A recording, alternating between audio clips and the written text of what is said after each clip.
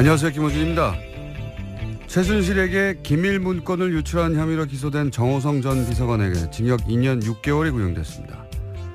정 전 비서관은 최후 진술에서 박 전 대통령처럼 비극적인 사람은 없다면서 알지도 못했던 최순실의 행동과 연계돼 지금 상황까지 오게 됐다고 토로했습니다.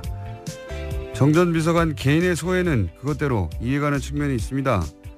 자연인 박근혜, 양친을 비명에 보낸 비극적 개인사의 주인공은 맞죠.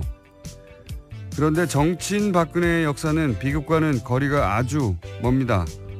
본인의 역량이 아니라 아버지의 후광, 최순실의 배후 조정, 측근들의 철저한 보호로 만들어진 이미지만으로 결국 대통령까지 됐습니다. 정치인 박근혜는 비극은커녕 자신의 실체를 완전히 은폐하는 데 성공하는 대단한 행운을 정치 인생 내내 누린 거죠. 그 가짜 이미지가 들통나는 과정에서 국민들은 세계에서 가장 부끄러운 대통령을 선출한 국민이었다는 자괴감에 괴로워했습니다. 그렇게 비극은 정치인 박근혜가 아니라 대한민국 일반 국민이 겪은 겁니다. 자연인 박근혜의 비극적 개인사에 감정이입하고 여전히 가슴 아파하는 분들도 있습니다. 그분들의 감정과 기억은 존중돼야 하죠. 하지만 정치인 박근혜는 다시는 돌아볼 가치도 이유도 없는 자격미달 정치의 상징입니다. 그리고 그 과거 기억에 기생해야 비로소 정치적 생존이 가능한 세력도 여전히 있죠. 남은 비극이라면 그게 비극인 겁니다. 김호준 생각하겠습니다.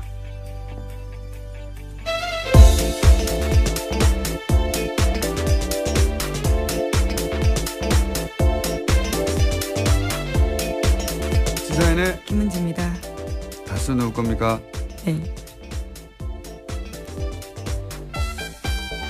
네, 굉장히 유명한 노래가 어제 한동안 화제던데요. 네, 다시 한번 들어볼까요?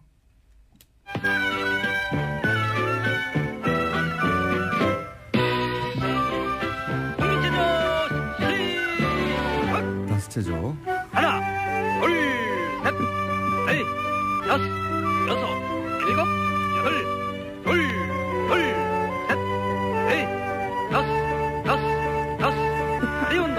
하나, 둘, 셋, 넷, 다섯, 일곱, 여덟, 둘, 셋, 넷, 다섯. 자, 운동.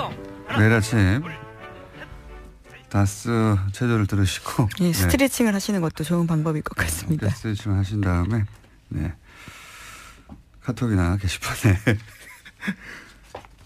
다스 누울 거냐고 열심히 물어주시고. 자, 첫 번째 뉴스는 뭡니까? 네, 어제 2012년 국정원 댓글 사건에 대한 경찰의 수사 발표, 중간 수사 발표에 대해서 말씀드린 바가 있는데요. 대선 사흘 전 밤중에 이례적으로 경찰이 국정원 댓글 사건에 혐의가 없다라고 밝힌 바 있습니다. 그리고 국정원이 바로 또 똑같은 내용의 논평과 함께 당시 야당에 대해서 국정문란, 국정문란으로 고소고발하겠다고 했었죠. 10분 차이로 그런 일들이 있어서 검찰이 들여다보고 있다는 건데요. 뿐만 아니라 새누리당에 대해서도 들여다보고 있다라는 기사가 나왔습니다. 박근혜 후보 같은 경우에는요, 당시에 국정원 댓글 공작 의혹에 대해서 증거 없다라면서 토론회 때 반박한 바가 있는데, 그날 박근혜 후보뿐만이 아니라 새누리당 김무성 선대위 총괄본부장도 수사 발표가 나온다라고 알렸었고요. 또 박성규 대변인도 오늘 중으로 수사 결과 나온다 이렇게 알렸었는데, 그와 관련해서 어떻게 정보를 알았냐를 알아본다는 거죠. 다 짠 거죠. 새누리당 입장에서는 당시 국정원 댓글 공작이 없었다고 해야 하는 상황이었고, 대선 3일 전이었기 때문에. 그래서 사실은 김무성 당시 총괄본부장은 낮부터 그런 얘기를 했어요. 낮부터. 예. 댓글 발견되지 않았다. 새누리당이 국정원에 지시하고 국정원이 경찰에 지시한 언제 발표하자. 언제 발표하느냐? 토론회 끝나고. 근데 그 마지막 토론회 때 박근혜 당시 후보도 알고 있었던 거죠. 예, 수사를. 알고 있을 수밖에 없는 게 그렇게 하라고 지시했으니까요. 예. 그래서 토론회 때는 댓글이 발견되지 않았고 그렇게 국정원 댓글 공작이 사실이 아니면 책임져야 하고. 네, 그런 식으로 계속 몰아붙였습니다. 네. 문재인 후보를요. 그리고 나서 토론회 끝나자마자 경찰이 댓글이 없다고 발표를 하고 국정원도 바로 발표를 하고 다 짜고 판을 짜놓고 했던 거죠. 자신이 원하는 대로 수사 결과를 만들어냈고 토론회는 그걸 토대로 상대 후보를 몰아붙였고 그리고 나서 경찰이 발표하고 국정원은 고소고발한다고 하고. 네, 그 당시 통화 내용만 보더라도요. 국정원 그리고 경찰청, 서울경찰청 쪽이고요. 또 새누리당, 청와대까지 모든 관계자들이 계속해서 통화한 내용도 있다고 합니다. 당시 그러니까 선거를 사실은 국정원뿐만 아니라 모든 기관들을 동원해서 짜고 친 거죠. 뭐. 토론회까지도. 이 이야기는 사실 5년 전 대선 당시에도 나오긴 나왔어요. 어떻게 다 알고 있었냐 미리. 그리고 어떻게 이렇게 토론회 끝나자마자 한밤중에 경찰이 수사 결과를 밤 11시 발표를 하냐. 중간에 그것도. 네, 심지어 일요일 밤이었습니다. 정말 이례적인 일이었는데요. 이례적인 게 아니고 지금 말도 안 되는 그냥 이례적이라는 표현도 부족해요. 말도 안 되는 일이 벌어졌고. 왜냐하면 선거가 3일 후니까요. 급하니까. 경찰이 급할 게 뭐 있습니까? 발표하고 국정원도 고소고발한다고 하고 이걸 다 짜고 한 거 아니냐. 아니냐가 아니라 짜고 했겠죠. 그걸 이제야 수사한다는 겁니다. 5년 전에는 그냥 넘어갔고. 자, 다음 뉴스는요. 네, 또 관련된 소식이 있는데요. 검찰 고위 간부가 박근혜 정부 국가정보원에서 댓글 공작을 은폐하는 TF에 포함됐다라는 한국일보 보도도 있습니다. 검찰이 관련 사실을 확인해서 소환 조사하겠다라는 건데요. 장호준 부산지검장입니다. 국정원에 근무 당시에 검찰의 댓글 수사를 방해하는 현안 TF에 포함됐다라고 합니다. 네, 이건 이제 뭐 국정원 수사를 방해한다는 건 이틀 전인가요? 3일 전에 얘기했던 검찰에서 국정 댓글 수사할 때 그때 세트로 가짜 사무실을 만들어 놓고 가짜 문서를 잔뜩 만들어서 그 사무실에 집어넣어 놓고 여기가 댓글 공작을 한 곳이니까 여기를 압수수색하라고 했던. 네, 트루먼쇼 같은 장면을 연출했던 곳이죠. 그 사건을 준비했던 TF에 부산지검장이 포함되어 있었다는 겁니다. 그러면 뭐 수사를 해야죠. 지금 현직이니까요. 자, 댓글 관련해서 계속해서 새로운 뉴스가 나오네요. 다음은요. 네, 또 이명박 정부의 청와대가 사이버 컨트롤 타워를 두고 댓글 공작을 진두지휘했던 정황이 담긴 문건을 경향신문이 오늘 아침에 보도했습니다. 더불어민주당 이철희 의원실에서 입수한 자료인데요. 2008년 유관기관 보고 문건이라는 제목의 내용입니다.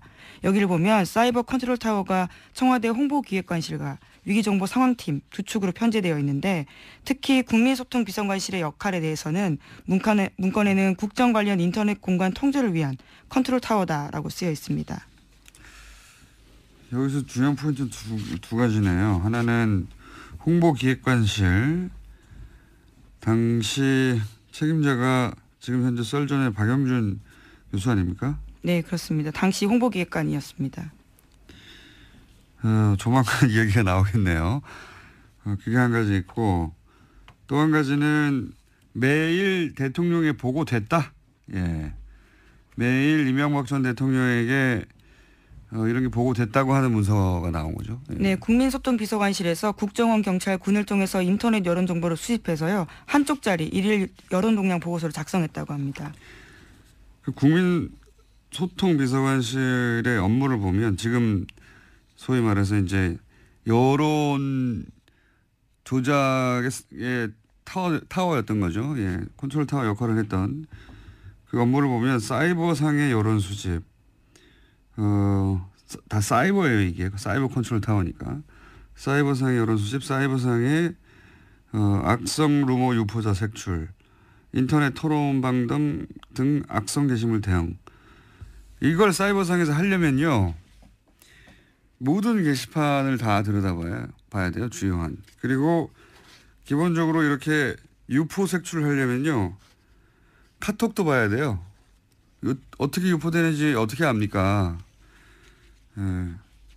기본적으로 당시 게시판과 카톡, SNS가 전 국민적 사찰을 당하고 있었다. 이런 정황의 하나라고 보는데 이것도 수사 대상이 돼야 되겠죠. 네, 문건이 나온 거라서 수사에 들어갈 수밖에 없습니다. 자, 그 당시에 어떻게 여론 조작을 했고 댓글 공작을 했는지에 관련된 뉴스가 끊임없이 나오네요. 새로운 게. 예. 또 있습니까? 네, 또 오늘 아침 한겨레 신문 같은 경우에는 해킹 관련된 소식을 보도했는데요. 이명박 정부 시절에 국정원이 미스 USA라는 사이트를 해킹하려는 계획을 세웠다라는 겁니다. 관련된 해킹 계획 문건이 나온 건데요. 미스 USA 같은 경우에는 미주 최대 여성 온라인 커뮤니티입니다. 뿐만 아니라 박근혜 정부에서도요. 해당 사이트가 2차례 해킹 공격을 받은 적이 있는데 이것도 국정원이 관련돼 있을 가능성을 보고 국가정보원 적폐청산 TF가 조사를 진행하고 있습니다.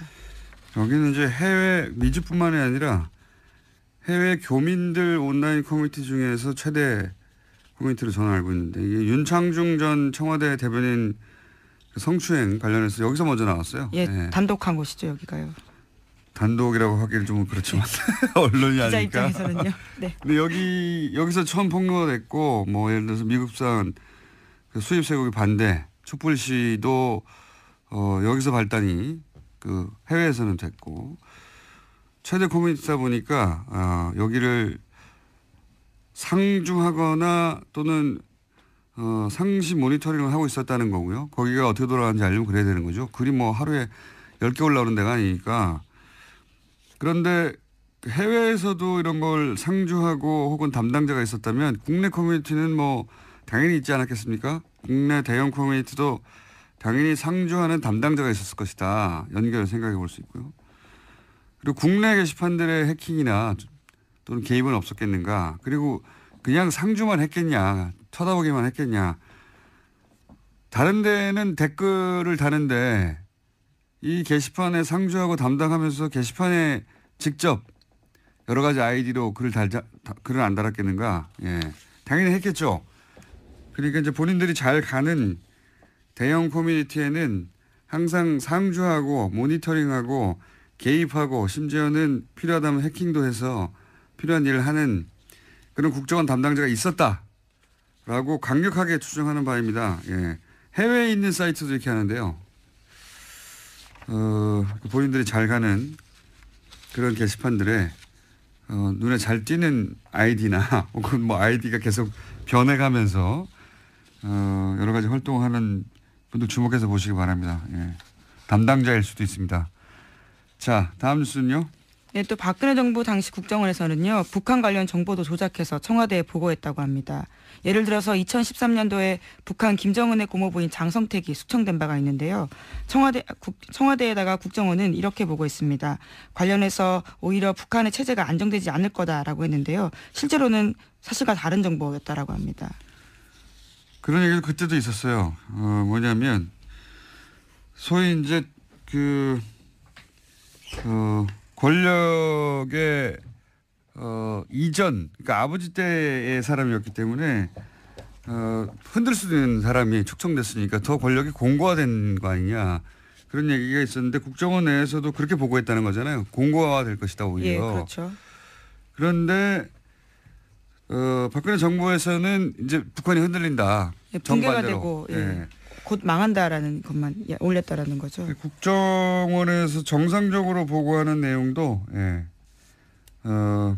박근혜 정부에서는 자신들의 업적이 아니라 그렇다면 뭐 했냐는 소리를 듣게 되잖아요. 그러니까 자신들이 대북 정책을 잘못했다는 말을 들을까 봐 국정원의 정상적인 보고도 정반대로 자신들의 광고 홍보에 도움이 안 되면 정반대로 통일은 대박이고 곧 북한이 무너진다고 예. 그런 얘기로 완전히 정반대 얘기를 했다는 거죠. 네, 안보가 제일 중요하다고 했지만 사실을 다 왜곡한 겁니다.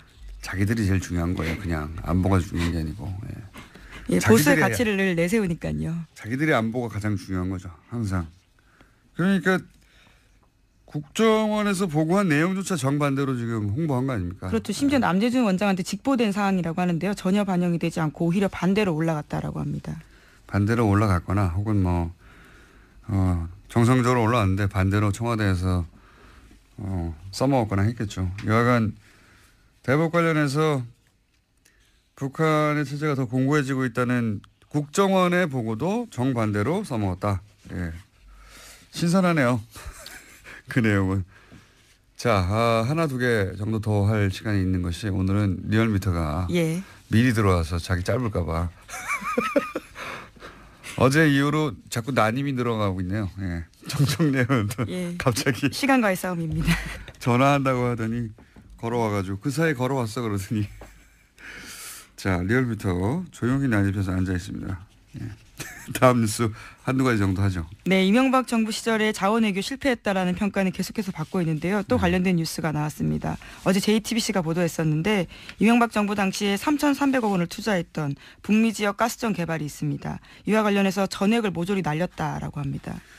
그런 거는 뭐 이때까지 흔한 뉴스였는데 예, 자원외교 관련해서는 돈을 벌었다는 뉴스가 신선한 거지 이 날렸다는 얘기는 계속 나오고 있잖아요. 예, 또 날린 내용이 나온 거죠. 예. 근데 이제 여기서 특이한 점은 3천억대가 이제 세 군데 나눠서 투자를 했고 그중에 100억대는 건졌다라는 겁니다. 3천억 투자해서 100억대 정도는 그래도 최소한 건졌다라고 하는 줄 알았더니 100억도 다 날라갔다. 이게 새로 나온 소식이고 그리고 이게 3천억대가 세 개 나눠서 투자했다는 거 아닙니까? 그렇죠. 네.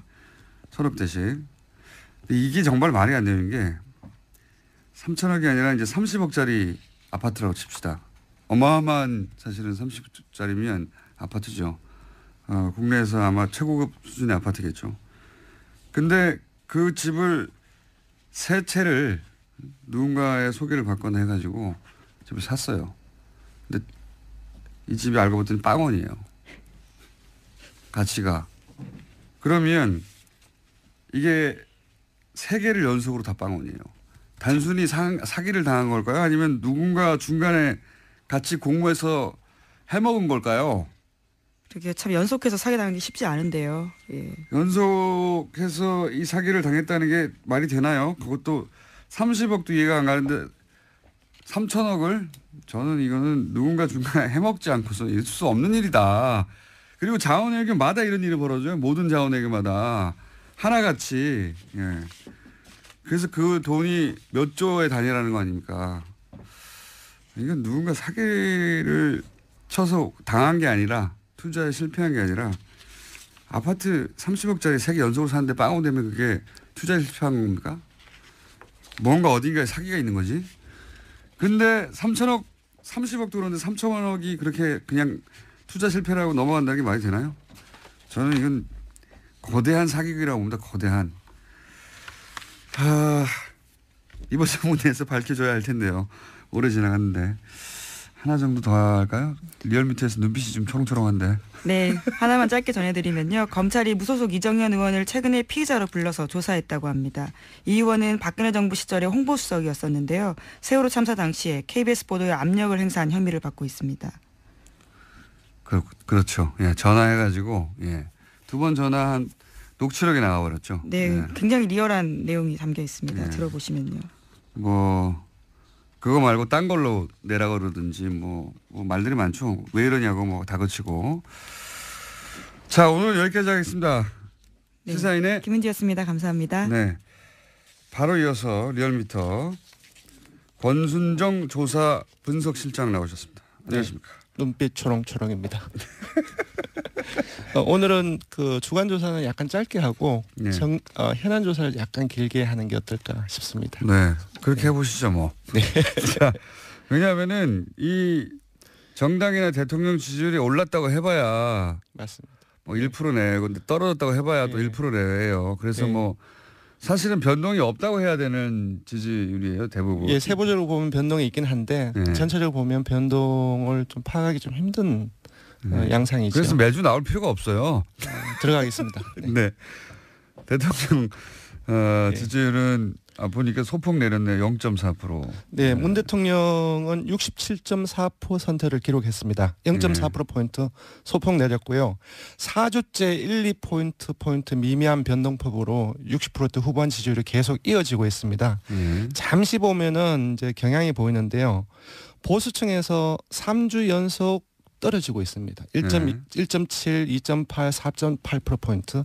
반면 진보층에서는 3주 연속 올라가고 있어요. 그러니까 이전에도 계속 말씀을 드렸는데 여야 정치 공방이 이제 많아지고 그런 과정들 속에서 진영 간의 양극화가 일어나는 것들이 계속 나타나고 있고요. 이제 보수 정당이 합친다는 얘기도 나오고 하니까요. 네, 그런 영향도 있습니다. 다음으로 정당을 넘어가면 민주당도 역시 내렸습니다. 1.4%포인트 내린 48.7%를 기록했고요.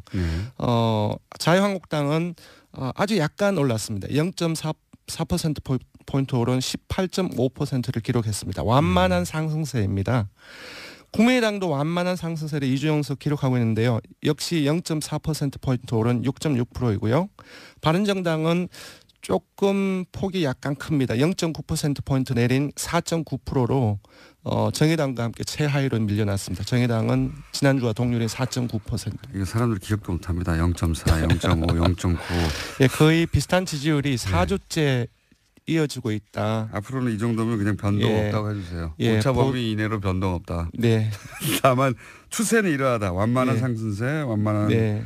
하강세 혹은 보합세. 사실은 이 정도면 다 보합세라고 봐야 됩니다. 그렇죠. 보합세로 봐야 되고, 예. 다만 눈여겨 볼 것은 좀 양 진영이 이제 보다 이제 양극화돼서 그렇죠. 예, 그 양상이 지속되고 있다. 소위 이제 중도층이 조금씩 줄어들고, 조금씩 진보 보수 쪽으로 겹집하는 양상. 그렇다고 해도 너무 적습니다. 네. 퍼센티지가 아직은 지형이 변했다거나, 유권자 구조가 지금 바뀌고 있다거나 그렇게까지는 아닌 것 같고. 그렇지 않습니다. 네. 그렇지는 않은 것 같고. 네. 약간씩 변동이 있다. 0.1% 전후반으로 그렇게 추세를 보시면 될 것 같습니다. 맞습니다. 자, 좀 길게 해보자는 현안 조사는 뭡니까? 네. 요즘 국감이 열리는데도 불구하고 몇 주 동안 정당 간 통합이 정말 그 언론의 핫 이슈가 되고 있습니다. 그래서 정당 간 통합 방안에 대한 국민 여론을 조사를 했는데요. 그러니까 네. 국민과 발언에 찬성하냐 반대냐 혹은 한국과 발언에 찬성하냐 반대냐 이게 아니고 전체 다 맞습니다. 예, 한 문항을 따로 떼어서 보면 일정한 정도의 편향이 나타날 수 있습니다. 그래서 지금 얘기되고 있는 모든 통합 방안들 그리고 모든 통합 방안을 원치 않는 사람들도 있을 수 있기 때문에 통합을 반대하는 부분들도 다 넣어서 전체적으로 조사를 해봤는데요.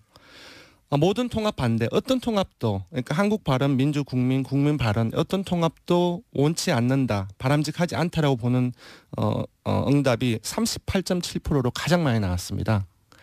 굉장히 높네요. 예. 반면 한국 발언 통합은 17.1% 그리고 민주 국민 통합은 16.3% 그리고 국민 발언 통합은 13.9%로 새 통합 방안 전체가 10%대에 머물고 있습니다. 반면 앞에 보신 대로 모든 통합을 반대한다는 것이 한 10명 중 4명 정도이고요. 그래서 전체적인 민심은 비록 이제 언론에서는 이제 여러 가지 통합 방안에 대해서 많이 얘기되고 있지만 국민들이 생각하는 전체적인 민심은 이러한 통합들을 반대하는 여론이 좀 주가 된다. 이게 아마 인위적이라고 보는 것 같아요. 맞습니다. 이런 통합이 절대적으로 필요하다라고 하는 국민들 여론이 있다기보다는 정당의 필요에 의해서 이게 인위적으로 이루어지는 거니까. 맞습니다. 지방선거를 앞두고 일종의 일부 이제 조그만 어떤 정당들 같은 경우 일종 서바이벌 통합이라고 볼 수도 있고요. 금방 말씀하신 것들은 정치화학적 통합. 그러니까 이러한 부분들도 국민들도 다 알고 있다는 거지요. 모를 수가 없죠, 뭐. 근데 이제 자신들의 그 이념적 지향에 따라서 조금씩 다 갈리긴 하겠죠. 국민 발언의 통합 같은 경우는 노년층 보수층에서는 지지가 있겠죠. 그렇습니다. 이제 이름에도 불구하고 정당 지지층별로 나는 어느 정당을 지지한다 각각 다르지 않습니까? 정당 지지층을 보면 재밌는 결과가 나왔습니다. 그러니까 정당 지지층별로는 통합 방안에 대해서 선호가 뚜렷하게 나타났는데요. 요약을 하자면은 짝짓기가 되어 있습니다. 국민의당 지지층과 바른정당 지지층이 짝짓기가 되어 있고요. 그리고 한국당 지지층 같은 경우는 바른정당에 대해서 짝사랑을 하고 있는 그런 형사이고요. 한국당 지지층은 바른정당과 통합 해야 한다가 1위고. 예, 1위입니다. 압도적으로 1위입니다. 68%. 여기는 통합이라기보다는 흡수로 받아들일 테니까요. 다시 예, 흡수해서 등치를 예. 키워야 된다. 예. 한국당 지지층은. 근데 국민의당 지지층이나 이제 바른정당 지지층 같은 경우는 각각 35% 그리고 다시 말씀드리겠습니다. 국민의당 지지층은 49% 그리고 바른정당 지지층은 35%로 각각 상대 정당과 통합을 해야 된다는 여기는 인식이 이제 1위가 나왔습니다. 큰 정당에는 흡수되는 거니까. 네네. 이렇게 사이즈가 비슷한 곳과 네네. 서로 해야 된다고 하는 인식이 있는 것 같고. 네. 그래서 민주당 지지층은 예, 민주당 지지층은 이제 팔짱을 끼고 있는 거죠. 그러니까 되게 부정적인 인식을 가지면 이렇게 국민 발언 또는 이제 한국당과 이제 바른정당과의 통합 이런 부분들에 대해서 팔짱을 끼고 부정적으로 보고 있는 상황입니다. 민주당 반대가 모든 통합 반대가 절반이 예, 넘어요. 절반이 넘습니다. 배가 부르네요. 지금 제가 보기에는 배가 부른 상황이고. 예, 지난주에 연령대별로는 어떻습니까? 연령대별로는 사실상 모든 지역 40대 이하가 이제 그 모든 통합을 반대한 여론이 많았는데요. 40대 이하는 모든 통합에 반대한다가 가장 많고. 예, 호남 그리고 TK, PK를 포함해서 모든 지역에서 어떤 통합도 바라지 않는다가 1위가 나왔는데요. 40대까지는 그렇고. 네. 50대는 어떻습니까? 50대는 민주당과 국민의당의 통합이 1위로 나왔습니다. 50대에서 1위고. 60대는 역시 60대 이상과 그리고 보수층에서는 한국당과 바른정당의 통합이 1위로 나왔습니다. 예. 충분히 예측 가능한 정도의 결과이긴 한데 네. 모든 통합의 반대가 이렇게 높을 줄은 몰랐습니다. 네, 그리고 무당층을 잘 봐야 됩니다. 지난주에 국민의당 정책연구소가 이제 여론조사 결과를 발표를 하면서 통합 시너지를 얘기를 하지 않았습니까? 그러니까 통합 시너지라는 것은 사실상 기존에 지지하고 있는 정당 지지층들을 끌어오기는 조금 힘들다고 봤을 때 무당층에 일단은 타깃이 될 수 있습니다. 여기서 본다고 한다면은 무당층에서도 어떤 통합도 바라지 않는다 가장 많이 나왔어요. 그러니까 통합 논의는 많은데 네. 예, 국민 일반의 여론은 40% 가까이 모든 통합에 반대한다. 네. 40대 이상은 지역 불문하고 다 반대한다. 맞습니다. 예. 50대 60대는 각각 네. 50대는 민주당과 국민의당 그리고 네. 60대는 자유한국당과 바른정당의 통합을 예. 1위 통합을 원하는 게 1위다. 네, 네, 그렇습니다. 알겠습니다. 네. 개요는요? 네. 이번 주중조사는 TBS 의뢰로 전국 19세 이상 성인을 대상으로 이번 주 월요일부터 수요일까지 무선 80%, 유선 20%, 전화면접, 자동응답, 혼영 방식으로 실시했습니다. 최종 응답자는 1,512명이었고요. 표본 오차는 95% 신뢰 수준 플러스 마이너스 2.5%포인트, 응답률은 5.8%입니다. 정당 간 통합 현안 조사는 TBS 뉴스공장 의뢰로 어제와 화요일과 수요일 이틀 동안 주중조사 동일한 조사 방법으로 실시했고 최종 응답자는 1,001명입니다. 표본 오차는 플러스 마이너스 3.1%포인트입니다. 내일부터 죄송합니다. 권순정 조사분석 실장이었습니다. 감사합니다. 고맙습니다. 고맙습니다. 자, 이 코너의 제목이 아직 정해지지 않았는데 제가 임시로 정했습니다. 요요 커플이라고 요괴와 요물의 만남. 박지원 전 국민의당 대표 나오셨습니다. 안녕하십니까? 네. 저는 요요 동의한 적 없고 요괴도 요물도 아닙니다. 저는 그렇게 일방적으로 하니까 이게 이 방송이 커플 문제가 되는 그러니까 거예요. 요물을 하실래요? 요괴를 하실래요? 요종을 하실래요? 셋 중에 아무것도 안 해요. 아무것도 요자 들어간 건 안 해요. 담요 어떻습니까? 담요. 그건 좋습니다. 따뜻하니까. 담요. 좋습니다. 저는 요정하고요. 담요 하시죠 그럼. 알겠습니다. 지난주 방송이 너무 긴박감 있고 재밌었다고 하는 이야기가 많습니다. 댓글이 많이 붙었어요? 댓글도 많지만 이제 여기저기서 연락도 오고 예. 긴장감이 되게 있었다. 재밌었다. 왔다 갔다. 그럼 제 출연료를 올려줘야 돼요. TBS 사장님하고 얘기하시고요. 그거는. 아무튼 불리한 것은 다 빠져나가요. 그 불리한 거 빠져나가는 거예요. 제가 대표님만 하겠습니까? 아니요. 저는 진실을 정의를 얘기합니다. 자, 지난주에 우려하고 걱정하시는 상황들 그렇게 돼서는 안 된다고 하는 것들은 이제 그렇게 돼서는 안 하는 말씀대로 됐어요. 그렇죠? 통합적으로는 이제 못 가는 거 아닙니까? 당장 그죠? 꺾인 거죠. 그 드라이브는. 아직은 불씨가 있는 것 같아요. 그래요? 왜냐하면 흉이 아니고 네. 안철수 대표는 굉장히 고집이 있어요. 그래가지고 네. 자기 하고 싶은 대로 계속 밀고 가는 그런 끈질김도 있어요. 네. 그렇기 때문에 조금 더 두고 봐야 될 거예요. 아직 완전히 포기한 건 아닌 것 같다. 저는 그렇게 봅니다. 지금 잠시 주춤할 뿐이다. 뭐 그런 것으로 봐야 될 것 같아요. 그래요. 그 말을 뒷받침할 저희가 어제 인터뷰가 하나 있었는데 하태경 의원 만났는데 하태경 의원이 여기 저희 고정입니다.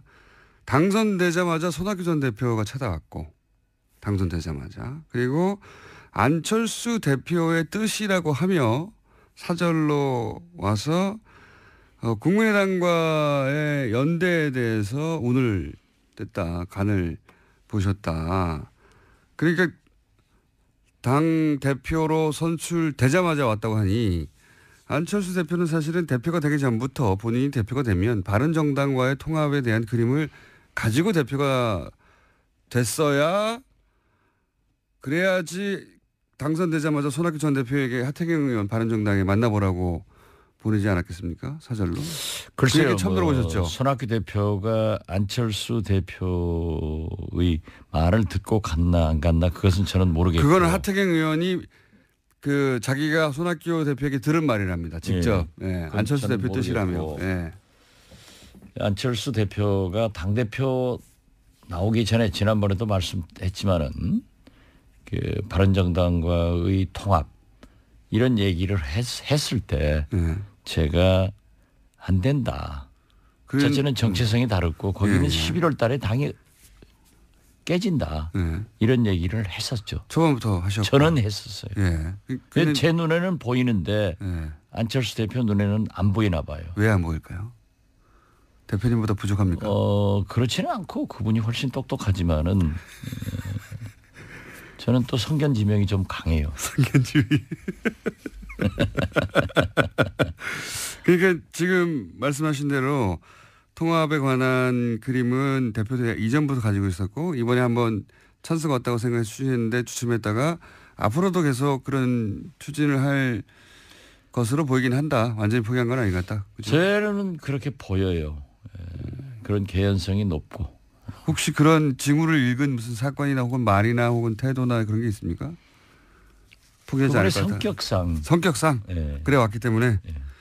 또 한 가지 여쭤볼 거는 원외위원장 일괄 사퇴는 바른정당 통합과 무관하다고 지금 해명하고 있잖아요. 그러니까 초반에 그런 얘기 나왔을 때 이거 그리고 곧 이어서 바른정당 통합 얘기 나왔을 때 바른정당과 통합하려면 원외 지역위원장들의 자리가 다 차 있으면 통합이 어려움이 있을 테니 이거 그래서 사전 정리 작업으로 비운 거냐 이런 반발이 발언나왔지 않습니까? 근데 어제는 아니라고 했어요. 이건 어떻게 보세요?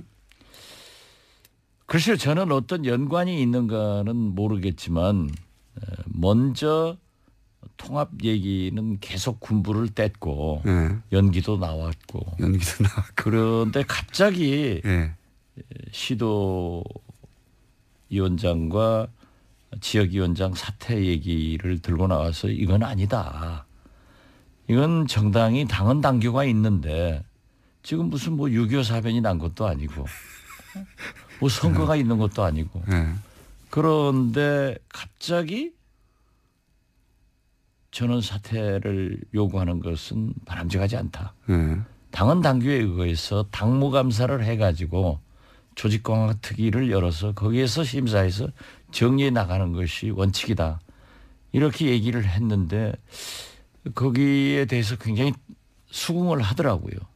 그런데 그 다음날 아침에 발표하기로 한 것을 늦춰서 잘 되는구나 했더니 또 정오에 기자회견해서 김태일 위원장이 발표를 하니까 잘 모르겠어요. 아무튼.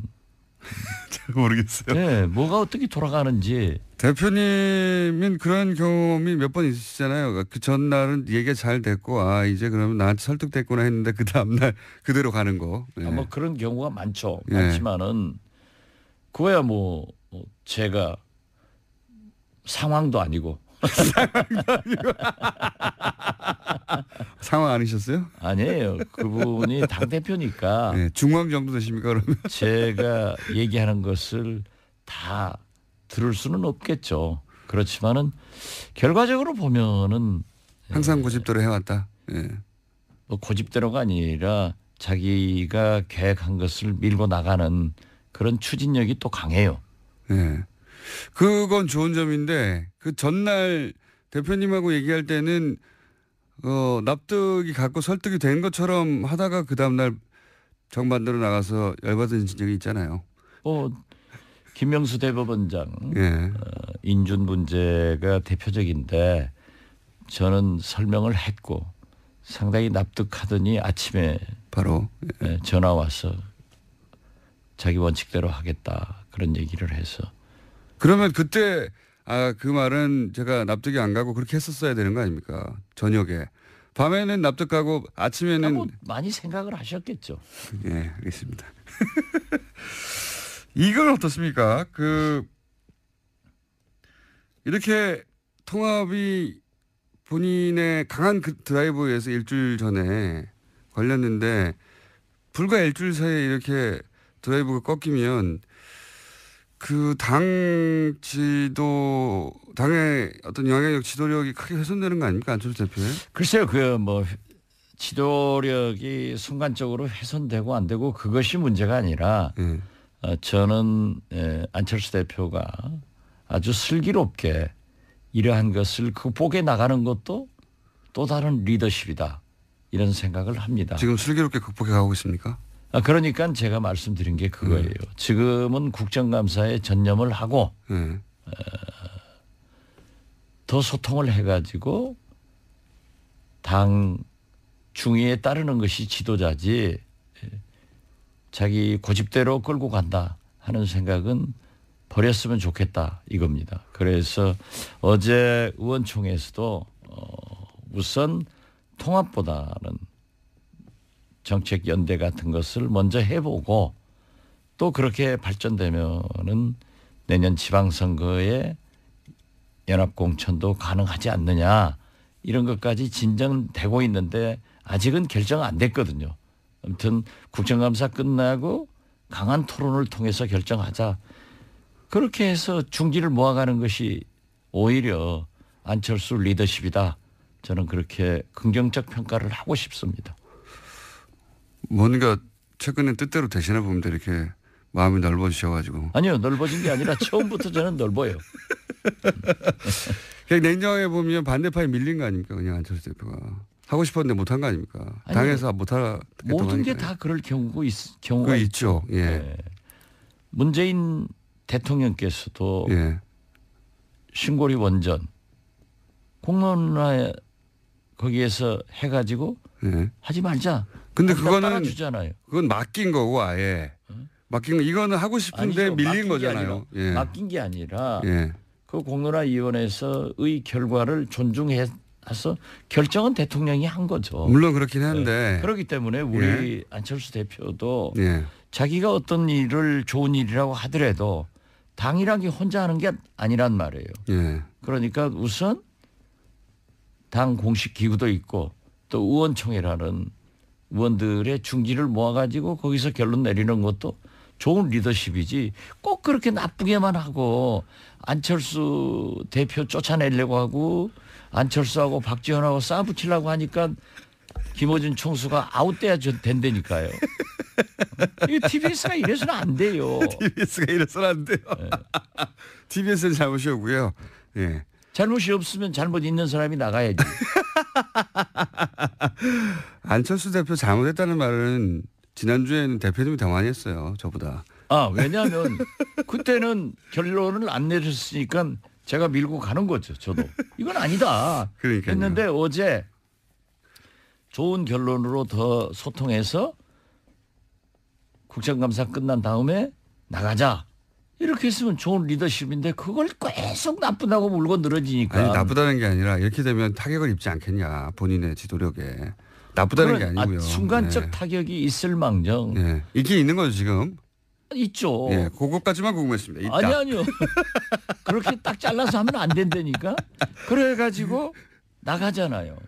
김동철 원내대표는 왜 그렇습니까? 근데 이분의 그 궁금한 겁니다. 제가 타박을 하자는 게 아니라 오전과 점심과 저녁에 워딩이 조금씩 다릅니다. 정반대일 때도 있어요. 그렇죠? 뭐 우리 원내대표인데 예. 제가 거기까지 다 지적할 수는 없지만은 그래도 해보셔요 한번. 제가 어제 의원총회에서 그랬어요. 원내대표가 예. 의원들을 독려해서 국정감사를 잘 이끄는 것이 리더십이지 왜 당내 문제로 왔다 갔다 하느냐. 그러니까 국정감사 지금 버리고 있다. 제정신이 아니다. 제정신이 아니다. 아니 김동철 대표 원내대표가 제정신이 아니라 예. 우리가 제정신이 아니다. 끌려다니는 의원들이. 김동철 대표는 그럼 제정신입니까? 아니 그러니까 예.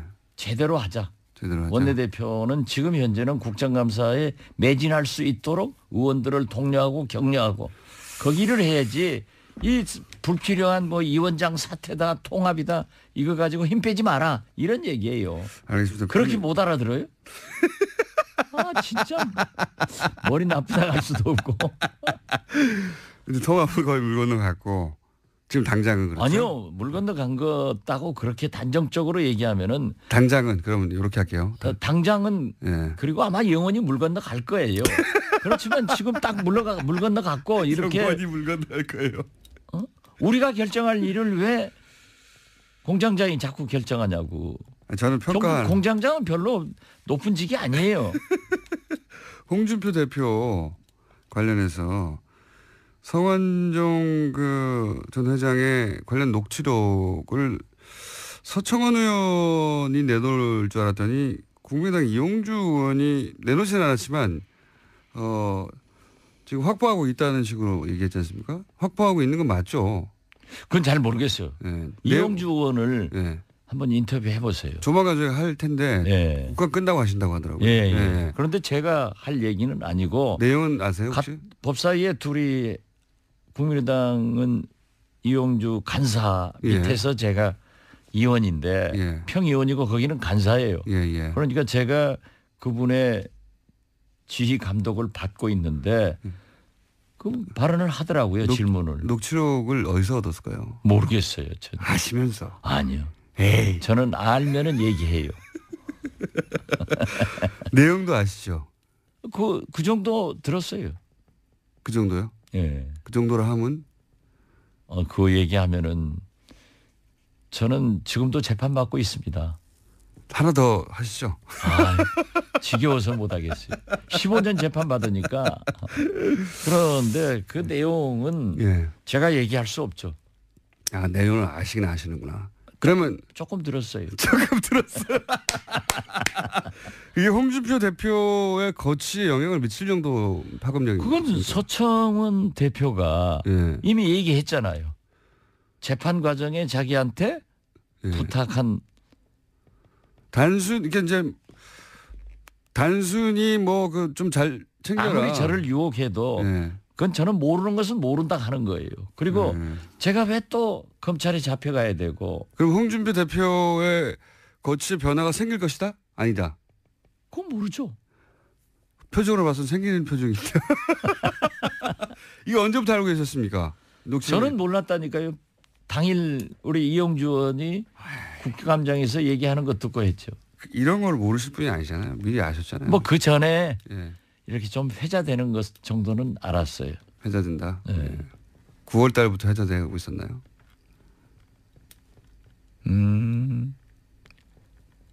이게 10월, 8월, 7, 8월. 7, 8월부터. 그때 그러니까 진작부터 알고 계셨구나. 저 서청원, 최경환 네. 두 의원을 출당시킨다. 예, 했을 이렇게 때부터 붙을 때 나오더라고. 이미 그때 나왔었던 네. 내용이요. 예. 이 홍준표 대표와 이 친박 진영의 이 다툼과 갈등은 누구의 승리로 끝이 날까요? 전망입니다, 그냥. 모르겠어요. 그런데 이용주 의원이 말씀을 했는데 질문을 했는데 그 후 두 분 쪽에서 아무런 반응이 없더라고요. 더 두고 봐야죠. 나무집 싸움에 왜 우리가 개입해요? 잘 싸워가는데. 잘 싸워가는데. 아니 이제 고수로서 전망을 해보자면 왜 저쪽에 합쳐질 거다 바른정당 이런 얘기 하시잖아요. 그건 진작부터 하셨지 않습니까? 진작부터. 그것도 안 보여요? 그거 보이는데. 누구하고 똑같네. 누구하고 똑같네.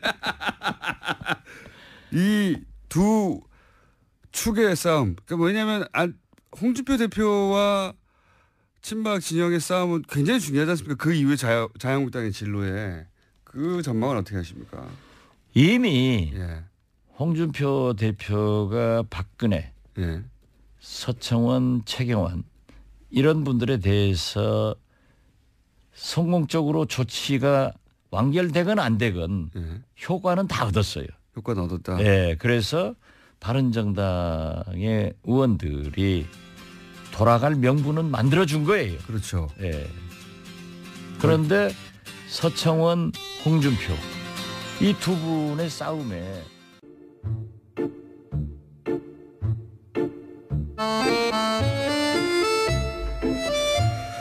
오랜만입니다. 시그널 생각나시죠? 네.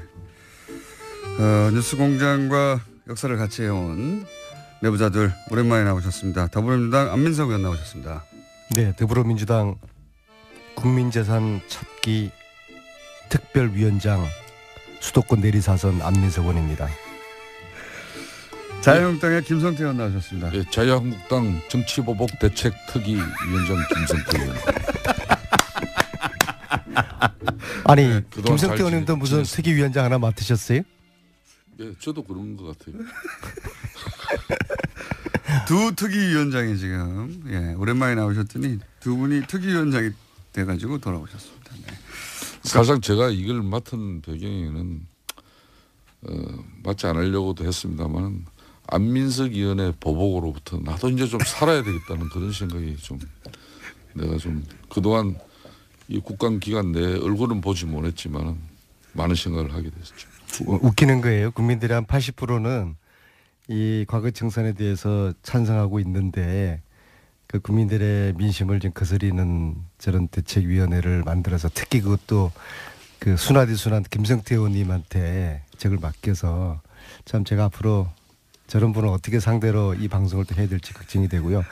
근데 공장장 작년 오늘이 무슨 날인 줄 아세요? 작년 오늘이 의원님이 장시호를 체포하라. 역시 천재야 천재. 선언하신 날이니까. 장시호란 이름을 세상 밖으로 이 뉴스공장을 통해서 꺼낸 그 날이고요. 실제 구속됐습니다. 네, 그래서 며칠 후에 장시호가 이제 구속이 됐고요. 그래서 제가 청문회 때 장시호에게 인간적으로 미안하다고 이야기를 했고 저를 미워하지 말라고 했더니 장시호가 보고 싶었습니다. 그렇게 해서 작은 스캔들이 있었죠. 화제가 돼서 썸 타는 것으로 제가 오해를 받았는데 그건 아니고요. 아무튼 벌써 1년이 지났네요. 긴 시간이 흘렀습니다. 사실 최순실 국정농단의 초기에 불을 붙인 당사자이신 안민석 의원님 그때 많은 특종을 터뜨리셨어요.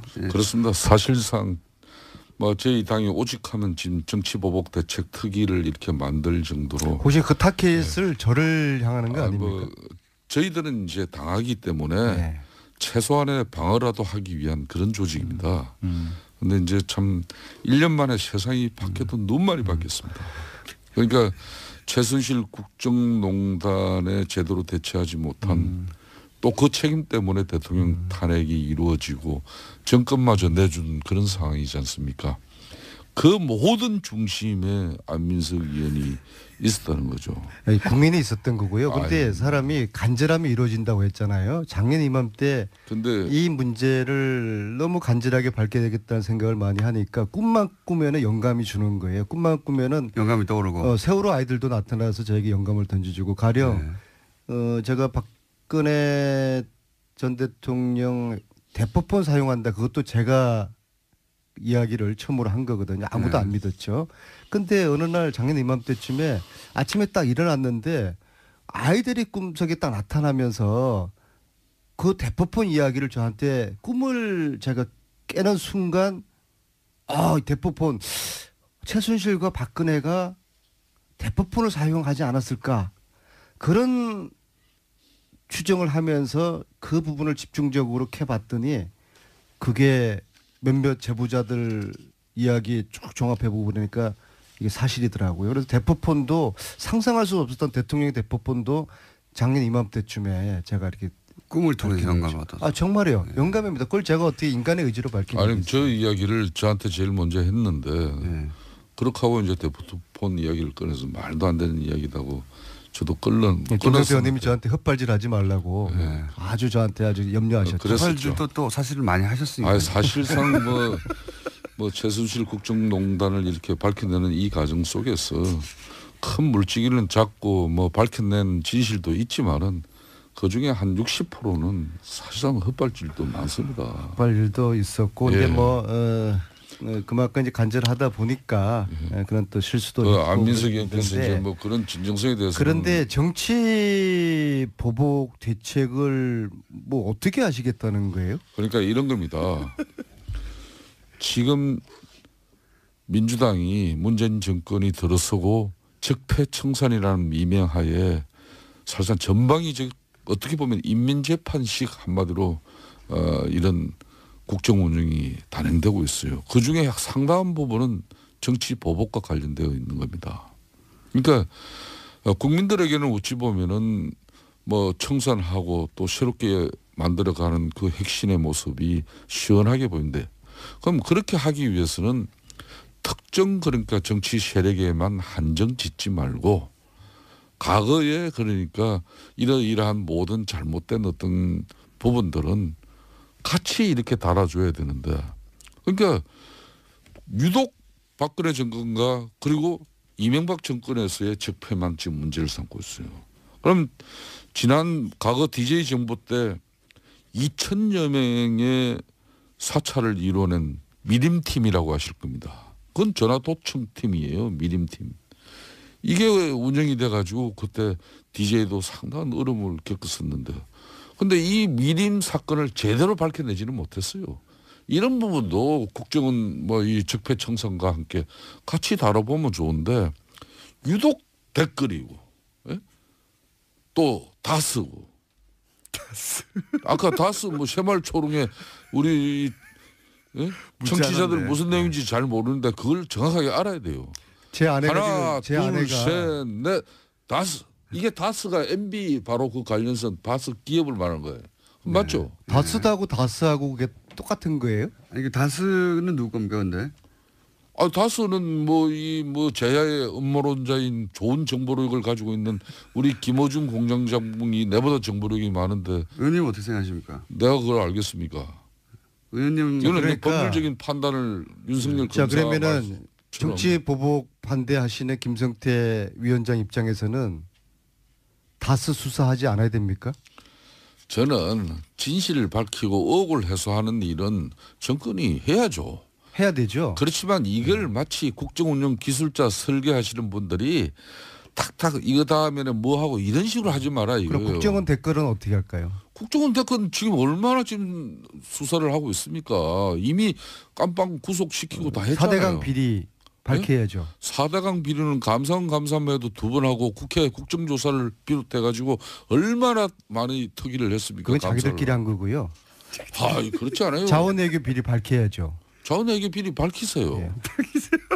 방위산업 비리 밝혀야죠. 아, 이런 거 하자는 겁니다. 지금 카이 지금 사천에 이제 한국 이런 거 하자는 건데 이걸 왜 정치보복으로 몰아붙이세요? 제가 이야기 들은 것은 특정 정당과 관련된 그런 정치인들의 과거사만 신상털기하고 또 끄집어내가지고 그걸 처벌하는 방식으로 가는 건 맞지 않다는 거예요. 이방인의 까미 제가 이야기 한번 그 외워보시라고 그랬잖아요. 어제의 죄를 용서하는 것, 내일의 더 큰 범죄에 용기를 주는 것이다. 독하게 청산해야죠. 안민석 의원이 블랙리스트 정말 나쁜 거죠, 그죠? 그거 조사해야죠. 아, 조사해야죠. 예. 근데 본 의원이 어제 서울시 국정감사를 하면서 여기 자료를 가져왔는데 박은순 여기 시장 TV 아니에요. 무슨 영상 뭐 화면자를 가지고 그러세요. 가장 라디오예요. 최측근이라고 일컬어지는 네. 변창흠 SH공사 사장이 취임한 지 얼마 안 돼가지고 SH공사의 1급, 2급 고위 간부들에 대한 신상 분류를 해놨어요. 첫 번째는 박원순 시장에 대한 충성도 여부에 따라서 동그라미 세모 꼬표 분류했고, 두 번째는 진보 계획성을 가지고 또 이렇게 분류했어요. 그렇게 해서 가입표라고 해주십시오. 가입표, 꼬표. 가입표가 많은 사람들은 이게 뭐 직급도 강등되고 해서 옷을 벗은 사람도 있고 보직 해임된 사람도 있고, 이렇게 이 흔히 말하는 좌파 정권에서도 박원순 시장 체제에서도 이런 엄청난 블랙리스트 사건이 지금 나오고 있어요. 지금 김성태 의원님은 전문 용어로 지금 물타기 하고 계시는 겁니다. 저런 거 잘못됐죠. 근데 잘못됐죠. 네, 근데 저런 거 해야죠. 저런 거 잘못된 거는 또 못하게 하고, 그러나 과거 이미 MB 박근혜 정권 10년 동안 이 나라를 말아먹은 이 범죄 행위에 대해서 수사하고 조사해야 되는 거 아니겠습니까? 해야죠. 그리고 잘못했으면 엄벌을 해야죠. 그럼요. 이걸 왜 정치 보복으로 몰아붙이세요? 이것은 대한민국 정의를 바로 세우는 겁니다. 여기 여야가 어디 있고 보수 진보가 어디 있습니까? 안민석 의원님, 요 근래 특수학교 대해서 한 방 먹으시더니 이상한 위원장 맡으셔가지고 애매하게 물타기 하시고 그 몇 주 만에 만나서 이런 말씀하시면 그 특수학교 이야기 잘 나왔어요. 서울시 15년 동안 특수학교 당에서 이런 이야기 들어보세요. 특위위원장 맡으라고 그러면 하지 않겠다고 해야 되는 이야기 거죠. 들어보세요. 안민석 의원님. 예? 그 특수학교도 서울시에서 15년 동안 못한 걸 우리 위대한 강서 지역 주민들은 그걸 대체부지를 통해서 수용하고, 학교 폐교 부지는 지역 주민들의 수군 사업을 같이 이뤄내고자 조영교육감과 합의하고 진행시킨 걸 어느 날 아침에 그걸 걷어차버린 사람이 조영교육감인데 그 진실을 아시는 분이 왜 그런 얘기 아닙니까? 그리고 그 특수학교 잘 되고 있죠. 특수학교는 잘 되고 있죠. 그 한 이야기 좀 보세요. 혹시 뭐 이 통신사로부터 요즘 뭐 검찰 경찰로부터 통신 이런 기록 조회 받고 그런 뭐 피해는 안 받고 계시죠? 저는 지난 10년 동안 저 보세요. 서구한 날 당했어요. 저 보세요. 네. 제가 이 뭐 23건에 이 방송이 텔레비전인데 한 일주일 전에 자료를 가지고 와서 들어보시고 그러세요? 제가 일주일 전에 통신 기록 조회를 해보니까 무려 23건에 이렇게 저에 대한 통신 기록을 조회한 사실이 통신사로부터 제가 나왔어요. 이렇게 전방위적으로 지금 현재 사실상 정치 보복 탄압이 이루어지는 행위가 만연해 있습니다. 그걸 아셔야 돼. 그래서 안민석 의원께서도 이제 집권당 의원으로서 의원님 대부분 박근혜 정부 시절에 된 건데요. 앞에 있잖아요 이게. 예? 예? 여기 보세요. 앞에 이건 다잖아요. 만약에 제가 김성태 정치보복 대책특별위원장님, 우리 문재인 정부 이후에 누군가가 김성태 의원님을 사찰했다고 그러면은 제 손가락에 장을 지지겠습니다. 좋습니다. 만약 그런 일이 있다고 그러면 제가 발벗고 나서서 규명을 하겠습니다. 염려하지 마십시오. 그런 일 박근혜 정부 때 있었던 일을 가지고 애매하게 이 청취자들 아닙니다.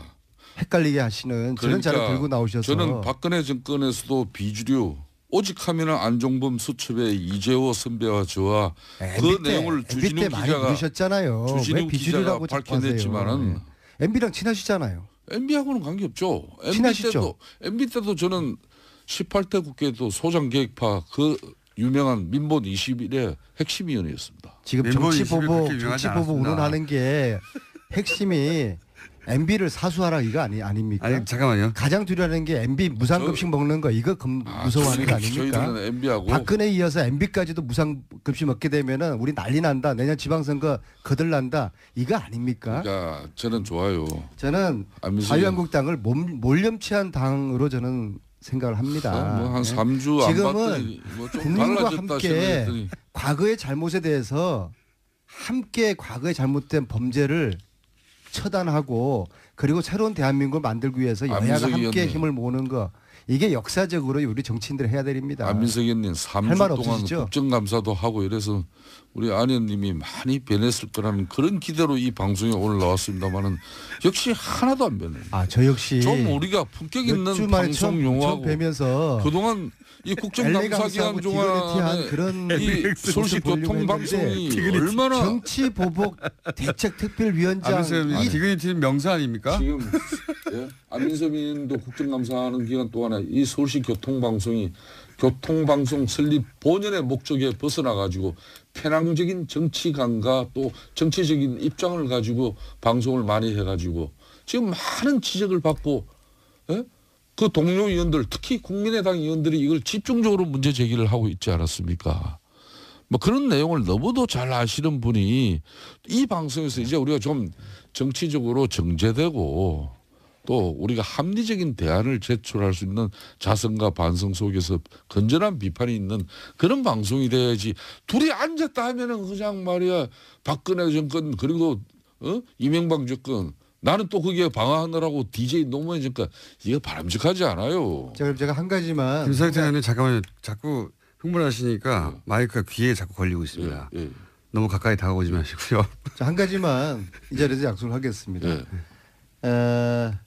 어떤 MB 무상급식 추진위원장을 제가 김성태 위원님으로 오늘 제가 특별히 임명해 드릴 테니까 그 다음에 정치 보복 뭐 반대 특별위원장 이런 거는 당장에 간두세요. 헛소리 하지 마세요. 나도 이때까지 나 방송 용어 나 참 나 정제해서 하는 편인데 어쩜 이 방송에서 그렇게 말도 안 되는 이야기를 그렇게 하십니까? 다스가 누구 건지는 아시죠? 다스를 밝혀냈어요. 누구 건지 아시잖아요. 그건 민주당이 알지 내가 아는 거예요? 아시면서 알면은 나한테 정보 좀 주세요. 진짜 모르세요? 아유, 오직하면 윤석열 중앙지검장도 그건 법률적으로 판단해야 되기 때문에 수사를 해본다는 거 아니에요. 다스가 MB께 아닙니까? 수사를 해보면 나오겠죠. 그럼 다스가 MB께 아닙니까? 그건 윤석열 중앙지검장의 말을 믿으세요. MB하고 친하시잖아요. 다 아시면서. 다 아시면서. 아니, 이제 사람이 말해요. 참 안민석 의원이 제가 좋아하는 동생이고 참 안전했어요. 그런데 어느 날 문재인 대통령 방미길에 그 대통령 그 비행기 한번 타고 오시더니 그냥 사람이 저렇게 바뀌어가지고 지금 내가 분명히 충고합니다만은 정치인의 긴 생명은 오로지 비주류입니다. 주류에 서지 마세요. 주류는 김무성하고 MB하고 가까이 놀다가 지금 저렇게 되셨거든요. 주류에 서지 마세요. 주리. 근데 아무튼 제가 지금 주류에 안 서서 사선한 사람이 몇 주 만에 나도 주류에 섰으면은요 MB 때고 박근혜 때고 주류에 섰으면 나 이 자리에 없어요. 오늘 말 되게 많으시네요. 몇 주 만에 제가 뵈면서 오늘 이 순간에 저의 인내력을 테스트하고 있는데요. 저의 이 방송의 기본적인 기조는 디거니티와 엘레강스입니다. 저를 도전하지 마세요. 저거 어떻게 됩니까? 품격과 저기 우아한 그런 자세를 제가 유지하도록 하겠습니다. 바른정당에서 몇 명 옵니까? 뭐 보시면 알겠지만 다른 당 문제를 뭐 제가 이전에 언급하는 거는 적절치 않습니다. 하지만 말씀하실 거잖아요. 뭐 저는 이 보수 대통합의 물결은 거스를 수 없는 국민적 여망이고 소망이기 때문에 아마 내일 김무성 의원께서 이제 대통령이 이제 해외 국감을 마치고 나면은 아마 그 구체적인 현실이 곧 이제 뭐 실행이 곧 현실화 되지 않겠나 이렇게 봅니다. 두 자리 씁니까 한 자리 씁니까? 1차가. 그 뭐 두 자릿수 한 자릿수 그 사이를 왔다 갔다 하는 것 같아요. 아 그래요? 네. 두 자릿수가 될 수도 정확할 겁니다. 그러면 9명이거나 한두 명이나 요 사이로 왔다 갔다 한다. 그렇습니다. 최소한 9명 이상은 되는 거네 그러면. 그렇게 굉장히 저 표정이 뭔가 이렇게 우리가 뭔가 해내고 있다는 그런 표정이지 않습니까? 네. 저는 이 지금 정계 개편 내지는 통합의 이 본질을 전문용어로 먹고 살기 힘든 야당들의 노이즈 마케팅이라고 봅니다. 자유한국당이나 바른정당이나 국민당이 지지율이 형편없지 않습니까? 자유한국당 요즘 올라가고 있습니다. 그러니까 이렇게 좀 시끄럽게 하면서 국민들에게 이거라도 해서 관심을 끌고 싶은 그런 욕구, 그리고 지금 공장장이 이야기했지만은 한꺼번에 하지 않을 거예요. 찔끔찔끔 하면서 계속적으로 다른 거 가지고 국민들에게 뭐 볼 게 없어요. 정책으로 보이겠습니까? 뭐 도덕성으로 보이겠습니까? 어차피 박근혜 국정농단의 이 부역 정치 세력 아니겠습니까? 할 게 없어요. 그래서 이거라도 우당탕탕 시끄럽게 해서 국민들 시선 좀 끌고 그리고 뭐 오갈 데 없는 보수의 국민들 마음을 모아서 뭔가 이렇게 으쌰으쌰 한번 해보자. 이게 지금 본질인 것이거든요. 자, 정치라는 거는 공자왈, 총칼은 전쟁은 총칼로 하는 것이고 정치는 명분을 하는 겁니다. 이 지금 통합하는 이 명분이 뭐가 있어요? 뭐 명분을 이야기해 보세요. 명분을. 자, 명분 이야기할게요. 예.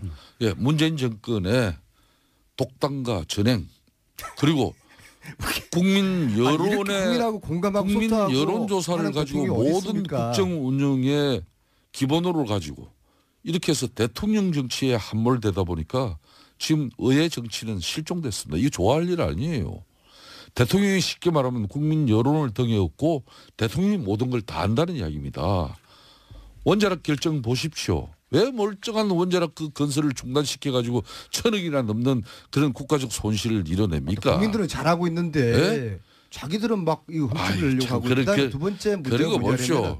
안철수는 기본적으로 최저임금이나 친문과 친박을 뺀 중도 세력들을 모아서 몸집을 키워서 대통령이 하고 싶은 프로젝트거든요.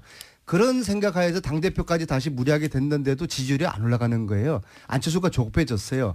그러니까 바른정당하고 뭔가 한번 통합을 한번 해보려는 뭐 그런 안민석 의원이 몸짓을 막 뭐 하는 것이죠. 안철수 의원은 또 하야하시다면서 또 조금 또 한 보름 사이에 또 생각이 또 달라지시네.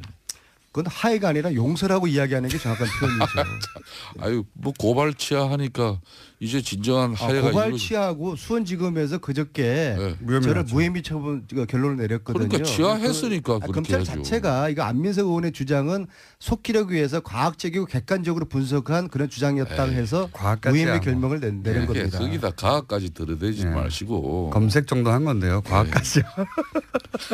그 안민석 의원님 말이라도 그래서 이게 안철수의 앞으로 정치적인 야망과 지금 오갈 데 없는 이 바른정당 한국당의 그런 이해관계 당리당략이 제가 오늘 이 자리를 통해서 봅니다마는 통합 이야기를 나오니까 향후- 근데 국민들은 관심이 별로 없어요.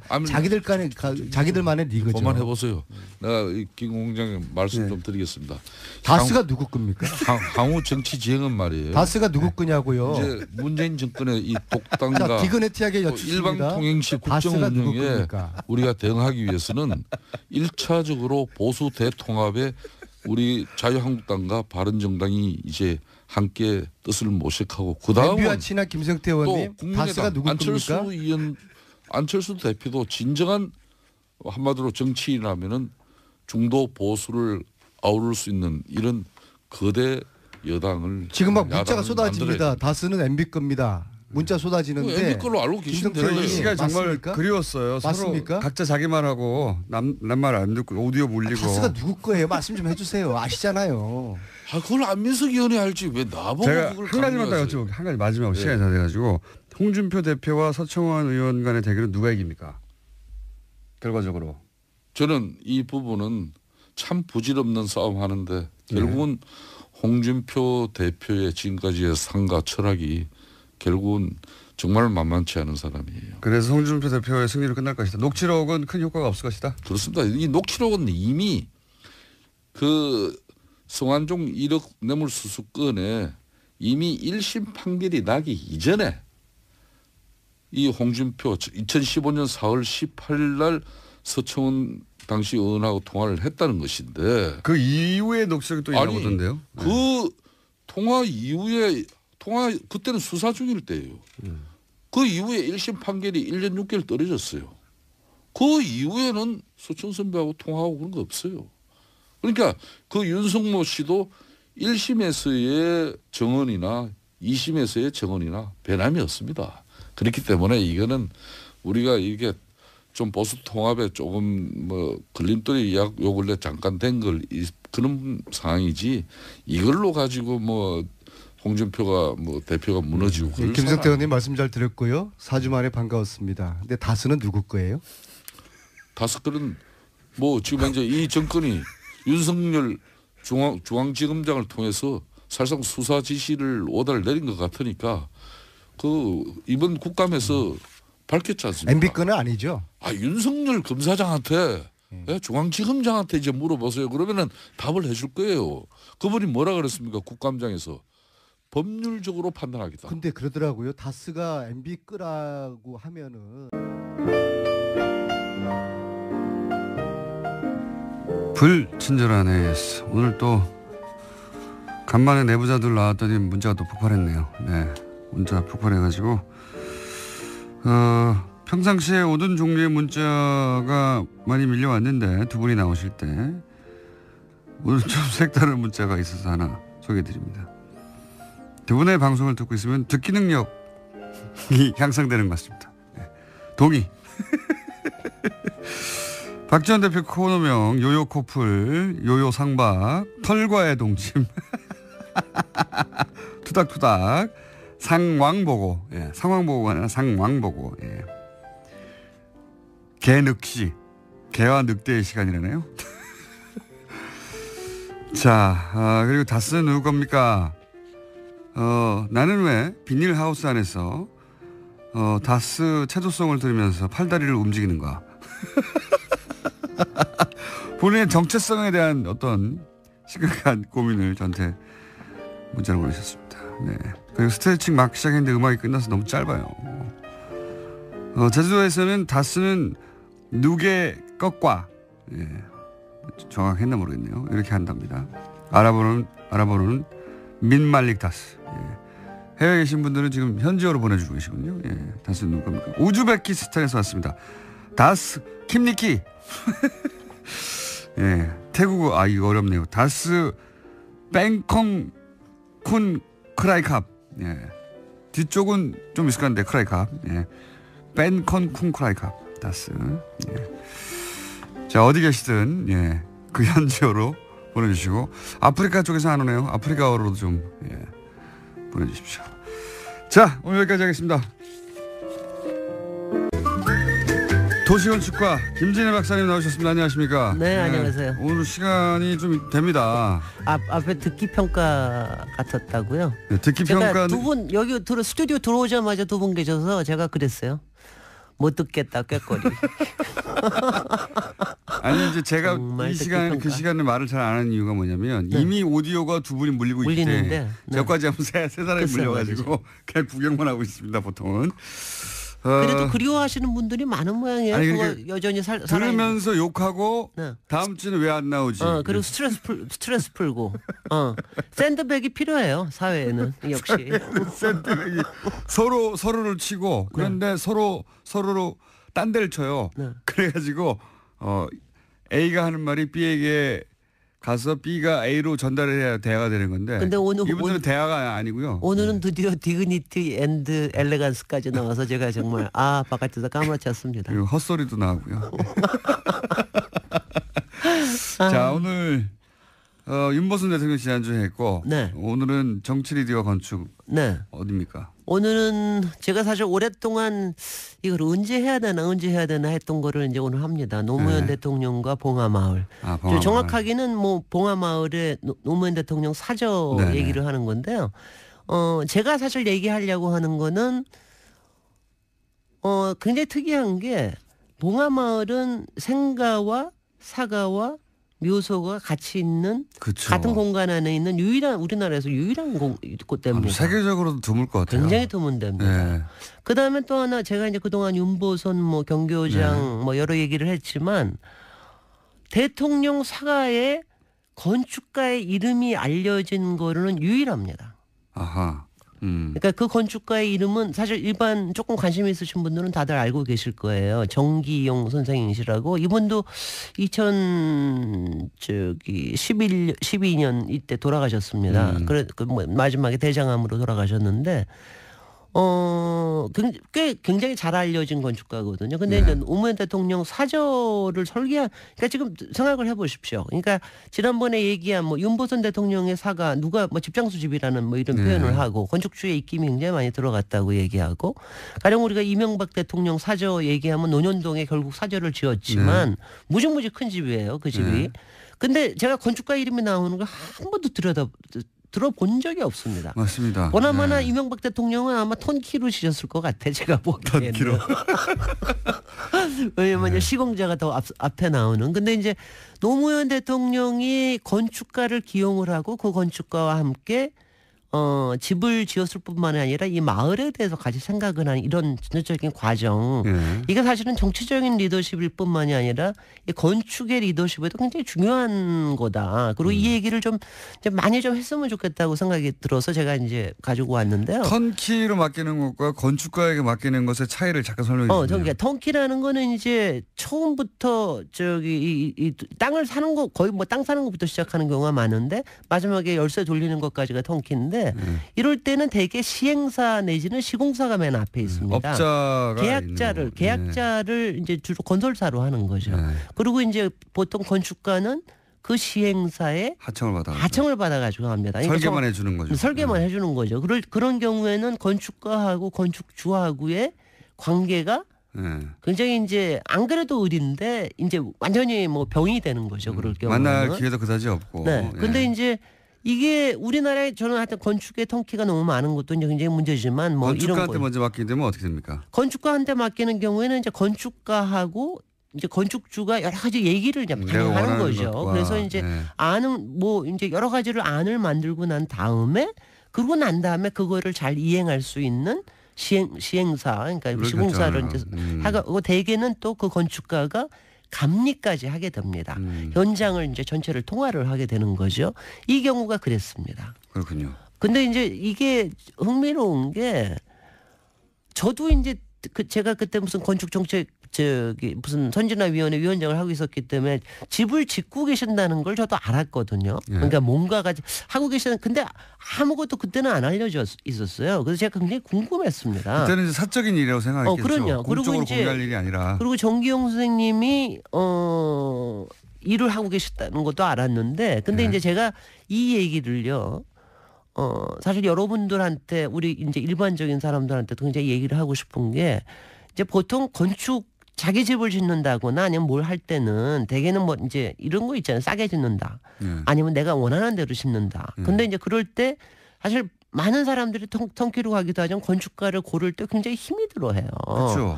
아는 사람이 있는 것도 아니고. 그렇죠. 뭐 유명한 사람으로 해야 되냐. 유명한 사람은 또 너무 비싼 거 아니야. 비싼 거 그리고 자기 마음대로 하는 거 아니야. 나는 말 한마디 못하는 거 아니야. 뭐 이런 이제 고민들이 있지 않습니까? 그렇죠. 일반적으로는. 그래서 이제 물론 노무현 대통령이셨으니까 여러 가지 이점은 있으셨겠으나 노무현 대통령은 상당히 모험적으로 건축가를 선정하는 것부터 굉장히 모험적으로 어떻게 하셨어요. 저도 이제 이건 뭐냐면 바깥에 안 알려진 사안이고 그래서 저도 이제 정경 선생님 만났을 때 제일 먼저 물어본 게 어쩌다가 그러니까. 이런 기회를 하셨습니까? 이렇게 했더니 굉장히 모험적인 게 한 5명 정도를 처음에 건축가를 지명을 했대요. 건축가를 그러니까 그거는 이제 여러 가지죠. 유명한 뭐 지명도도 있고 또 그 뭐 추천도 받고 그 다음에는 이제 뭐 비서실에서 알아본 것도 있을 테고 그 다음에 그분들이 쓴 책도 있고 뭐 이렇게 했는데 그 다음에는 건축한 것도 보셨을 테고 뭐 사진으로도 보셨을 테고 스타일도 되게 좀 아실 테고 그러고 난 다음에는 건축주가 인터뷰를 했다 그럽니다. 5명을 다. 인터뷰, 그러니까 처음에는 이런 거죠. 처음에 그리고 3명으로 줄이고 다시 그 다음에 그 사람하고는 또 더 얘기를 해보고 토론을 하고 토론을 하고 그러니까 토론하는 겁니다. 아니 이게 딴 게 아니에요. 대화하고 토론하는 겁니다. 토론 참 좋아하시는 양반이에요. 그러니까 뭐 정말 뭐 이런 거죠. 마을에 대해서 뭐 지구에 대해서 뭐 환경에 대해서 나의 꿈에 대해서 뭐 이런 걸 가지고 이제 토론하다 보면 자기 마음에 드는 사람이 생기거든요. 그렇겠죠. 네. 그 생기거든요. 그러니까 이 사람은 이제 그 궁합이 맞는 사람이 생기는 겁니다. 그러고 난 다음에 설계를 이제 같이 시작을 하는 거죠. 그래서 낙점이 되셨다고 그래요. 이게 건축 이전에 사람 먼저 만나고 네.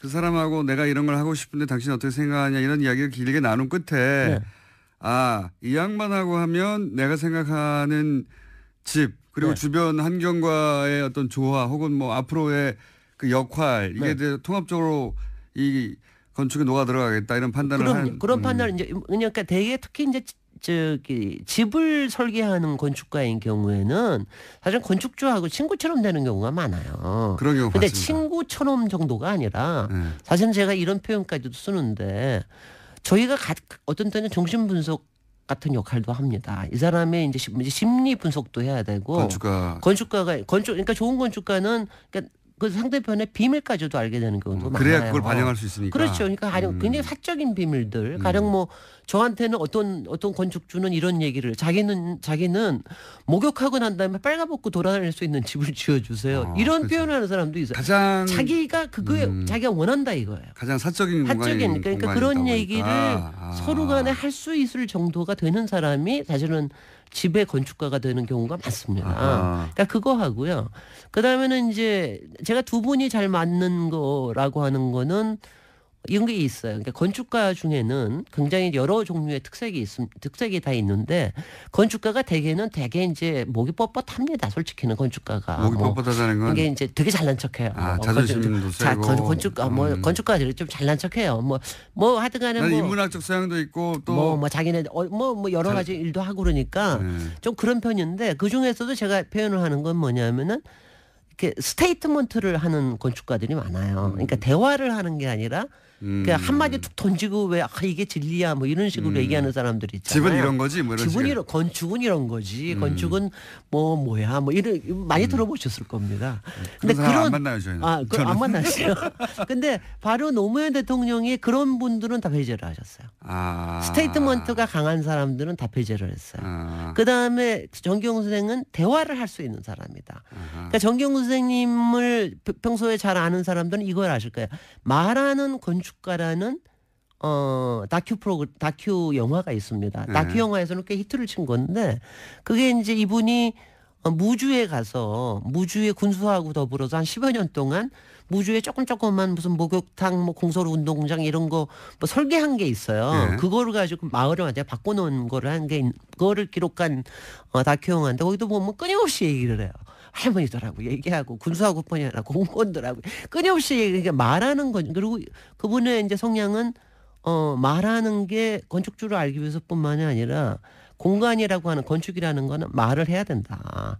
말을 걸 수 있고 말을 나눌 수 있는 건축이 굉장히 좋은 거다. 뭐 이런 이제 철학을 가지신 분이거든요. 그러니까 잘 맞는 거죠. 두 분이 난 두 분이 어쩌으리라고 말이 많은 분이에요. 심장이 가요. 노무현 대통령 아니 왜냐하면요. 제가 그때 설계할 때는 이런 얘기까지 들었어요. 어떤 때 만나면은 거의 밤새도록 말만 한다고 얘기만 하는 경우가. 그래서 이제 저기를 했는데요. 제가 그러니까 저도 왜냐하면 어떻게 설계하느냐 같은 거 하나 물어본 적이 없습니다. 뭐 이제 뭐 그런 거 물어보는데 이제 이분이 저기 한 게 이제 이게 있어요. 이제 중간에 한번 딱 노무현 대통령이 한 번은 저한테 당신 집을 설계하는 거에 대해서 얘기를 하신 적이 있어요. 뭘 얘기하셨냐 하면은 제가 책에다 제 책을 한번 보셨는데 제 책에다 제가 그랬고 자기 집은 꼭 그려봐야 됩니다 직접. 그래서 100분의 1로 해가지고 왜 이게 제가 좀 그려봐야 됩니다 하고 제가 얘기를 한 적이 있거든요. 그랬더니 그걸 해보셨대요. 쉽지 않은 일인데. 그랬더니 바로 얘기하시는 거. 그거 쉽지 않대요. 그러시더라고요. 그러니까 그만큼 말하자면 본인의 그러니까 이제 처음부터 그리는 건 어렵고요. 건축가가 어느 만큼 해놓고 나면 그걸 가지고 이제 자기가 그려보고 이제 좀 그런 자기가 하고 싶은 여기 뭐 책상에 이렇게 들어갈까 뭐 이런 등등의 그러니까 그런 거를 직접 해보시는 분이에요. 그래서 제가 하여튼 노무현 대통령은 참 정말 신기한 분이다. 별난 분이에요 정말. 정말 신기한. 그래서 제가 봉화 사저에 가보신 분은 사실 봉화 사저는 하여튼 아방궁이라고 다들 얘기를 하고 가보신 분들은 말도 안 된다고 하죠. 정말 가보셨어요? 제가 알기는 안 가보신다는 당분간 뭐가 기하게 끝날 때까지는 안 가보신다 그랬었는데 가보셨어요? 서거 이후에 제가 이제 정권이 바뀌고 나면 가겠다고 안 갔죠 한 몇 년. 한 7년간 안 가다가 올해 갔다 왔습니다. 올해 갔다 오셨어요? 사저까지 가셨어요? 아니면 바깥에만 사저도 구경했죠 그냥 구경. 저기가 거기서 노무현 대통령이 담배 핀 자리 있어요. 네네 있습니다. 고여 담배 한 대 피고 왔습니다. 그러니까 사람의 이 추억과 기억이라고 하는 거는요 정말 이게 큰 게 아니라 아주 작은 거에서 이게 끈이 만들어지는 것 같아요. 저는 그게 굉장히 중요한 것 같아요. 근데 이제 정경훈 선생님은 봉화 사저만 가지고 제가 사실은 오늘은 봉화 사저 얘기하고 다음 주일에 봉화 마을에 대해서 한번 얘기를 하려고 그러는데 사저 아직 시작도 안 됐어요. 이제 사저는 건축가 얘기가 나와도 사저 얘기는 특별하게 얘기하실 게 없어요. 그러니까 뭐 흙과 나무로 지어진 집이다. 지붕은 동판으로 되고 근데 가장 중요한 게 생각보다 좁아요. 뭐냐면 그리고 작아요. 네. 왜냐하면 근데 처음부터 정경훈 선생님이 네. 이거는 불편한 집이 돼야 된다. 시골에 사는 거기 때문에. 그래서 채를 나눠 놓으셨습니다. 예전처럼 사랑채, 안채, 행랑채 이렇게 옛날에 다 나눠줬잖아요. 다 나눠 놓으셨어요. 그래서 그게 이제 노무현 대통령 뿅 가신 모양이에요. 그게 너무 근사하다. 그래서 보면 지붕이 이렇게 따로따로 이렇게 이어져 떨어져 있는데 있죠. 떨어져 있는 게 다 따로따로 돼 있는 일부러 겁니다. 그랬군요. 일부러 그러니까 이게 채 나눔이라고 그래서 우리나라 건축의 굉장히 큰 특색이거든요. 그걸 차용을 하신 겁니다.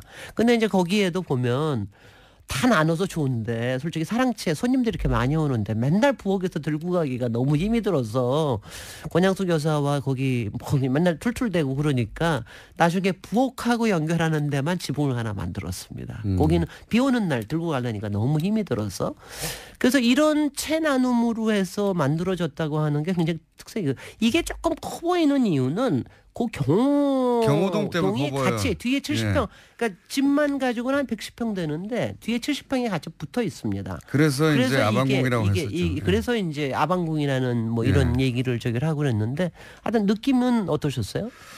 아니 저는 생각보다 좁다. 네. 예. 이제 사진으로만 봤으니까 네. 생각보다 좁다는 거 하나고 낮다. 네. 집들이 낮습니다. 예. 전체적으로 낮습니다. 집들이 낮고 턱도 잘 없습니다. 맞습니다. 네. 그리고 떨어져 있는 거. 왜 네네. 이렇게 떨어져 지었을까? 그 신기했어요. 네네. 불편할 텐데. 바로 불편한 게 시골에서 사는 마음이어야 된다. 그게 우리가 자연에서 사는 마음이어야 된다. 뭐 이런 얘기. 그리고 하셨어요. 이제 그 부엌 말씀하셨죠. 불편하게 왔다 갔다. 네네. 그래서 그런지 권양숙 여사님이 그때 밥을 해주시지 않고 짜장면 시켜주시더라고요. 저는 밥 한번 얻어 먹었는데. 네, 짜장면 한번 얻어 먹었어요. 네. 예. 그래서 사실 가보시면 제가 이제 다음 주는 생가도 얘기하고 뭐 좀 얘기를 할 건데, 그러니까 이 그러니까 이거 자체만으로 사저로서 안녕하실 시간 없어요. 네네. 일단 오늘 여기까지 해야 될 것 같습니다. 사저의 의미를 새깁시다. 예. 다음 주에 이어가겠습니다. 김진일 박사님이었습니다. 안녕. 나도 안녕.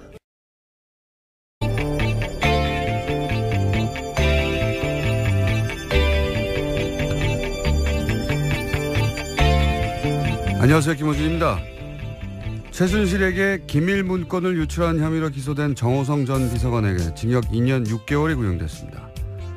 정 전 비서관은 최후 진술에서 박 전 대통령처럼 비극적인 사람은 없다면서 알지도 못했던 최순실의 행동과 연계돼 지금 상황까지 오게 됐다고 토로했습니다.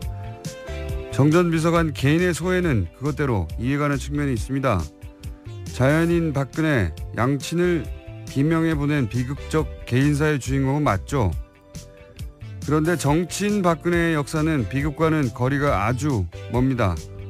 본인의 역량이 아니라 아버지의 후광, 최순실의 배후 조정, 측근들의 철저한 보호로 만들어진 이미지만으로 결국 대통령까지 됐습니다.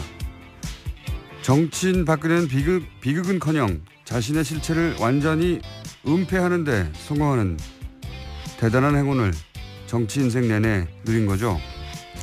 그 가짜 이미지가 들통나는 과정에서 국민들은 세계에서 가장 부끄러운 대통령을 선출한 국민이었다는 자괴감에 괴로워했습니다. 그렇게 비극은 정치인 박근혜가 아니라 대한민국 일반 국민이 겪은 겁니다. 자연인 박근혜의 비극적 개인사에 감정이입하고 여전히 가슴 아파하는 분들도 있습니다. 그분들의 감정과 기억은 존중돼야 하죠. 하지만 정치인 박근혜는 다시는 돌아볼 가치도 이유도 없는 자격미달 정치의 상징입니다. 그리고 그 과거 기억에 기생해야 비로소 정치적 생존이 가능한 세력도 여전히 있죠. 남은 비극이라면 그게 비극인 겁니다. 김호준 생각하겠습니다.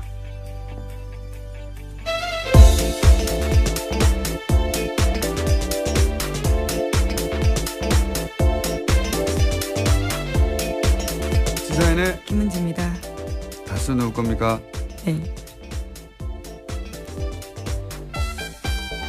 네, 굉장히 유명한 노래가 어제 한동안 화제던데요. 네, 다시 한번 들어볼까요?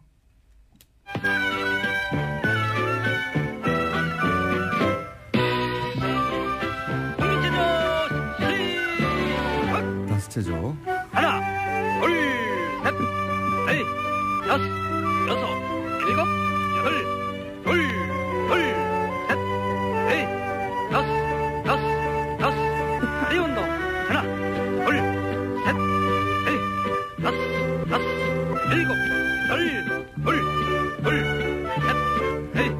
자, 매일 아침 다스 체조를 들으시고 예, 스트레칭을 하시는 것도 좋은 방법일 것 같습니다. 스트레칭을 하신 다음에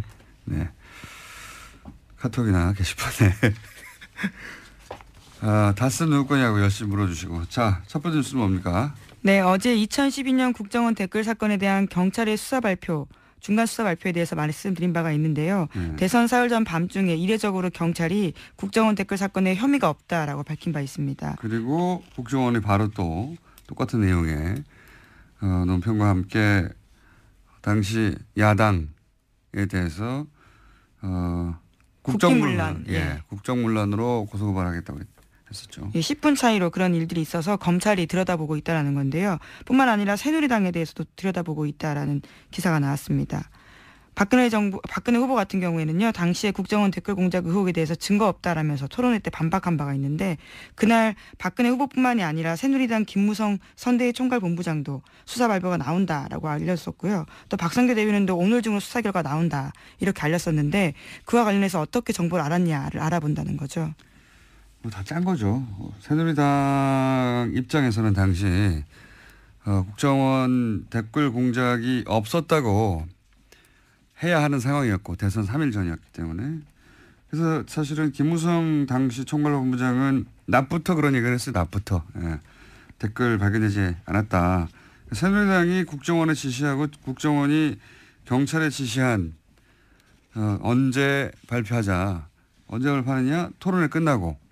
근데 그 마지막 토론회 때 박근혜 당시 후보도 알고 있었던 거죠. 수사를.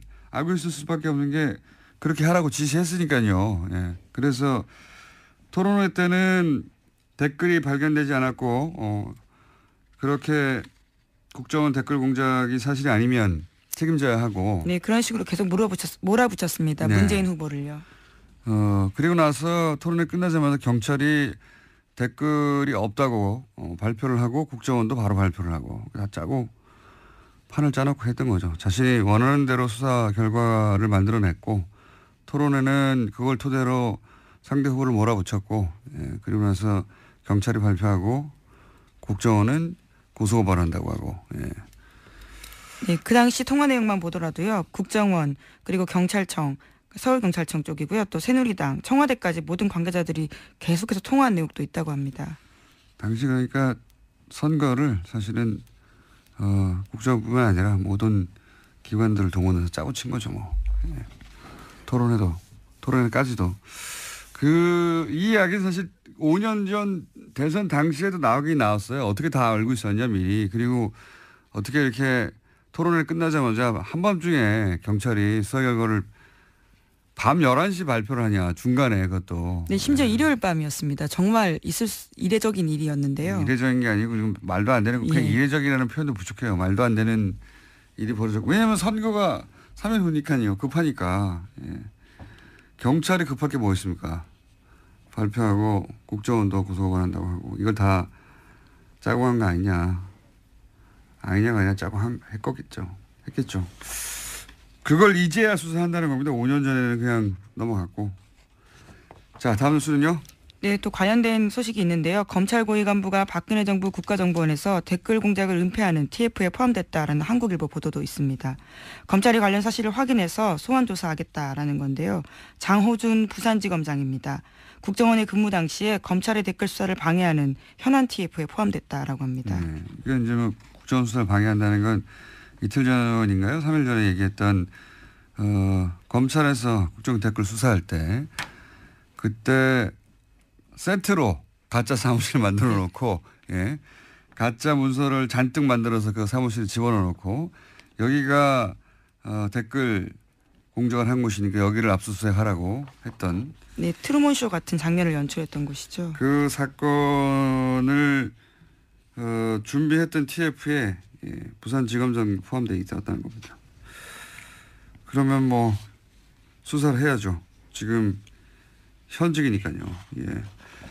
자, 댓글 관련해서 계속해서 새로운 뉴스가 나오네요. 다음은요. 네, 또 이명박 정부의 청와대가 사이버 컨트롤 타워를 두고 댓글 공작을 진두지휘했던 정황이 담긴 문건을 경향신문이 오늘 아침에 보도했습니다. 더불어민주당 이철희 의원실에서 입수한 자료인데요.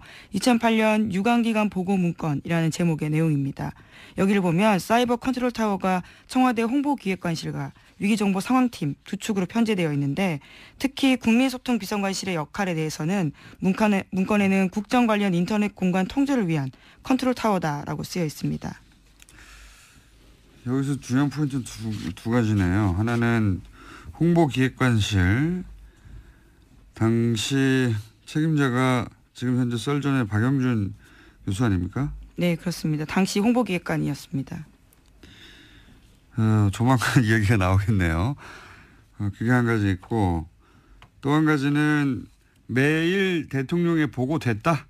예, 매일 이명박 전 대통령에게 이런 게 보고됐다고 하는 문서가 나온 거죠. 예. 네, 국민소통비서관실에서 국정원 경찰 군을 통해서 인터넷 여론 정보를 수집해서요. 한 쪽짜리 일일 여론 동향 보고서를 작성했다고 합니다. 그 국민소통비서관실의 업무를 보면 지금 소위 말해서 이제 여론 조작의 타워였던 거죠. 예, 컨트롤 타워 역할을 했던 그 업무를 보면 사이버상의 여론 수집, 다 사이버예요 이게. 사이버 컨트롤 타워니까. 사이버상의 여론 수집, 사이버상의 악성 루머 유포자 색출, 인터넷 토론방 등 악성 게시물 대응. 이걸 사이버상에서 하려면요. 모든 게시판을 다 들여다봐야 돼요. 주요한. 그리고 기본적으로 이렇게 유포 색출을 하려면요. 카톡도 봐야 돼요. 어떻게 유포되는지 어떻게 압니까? 예. 기본적으로 당시 게시판과 카톡, SNS가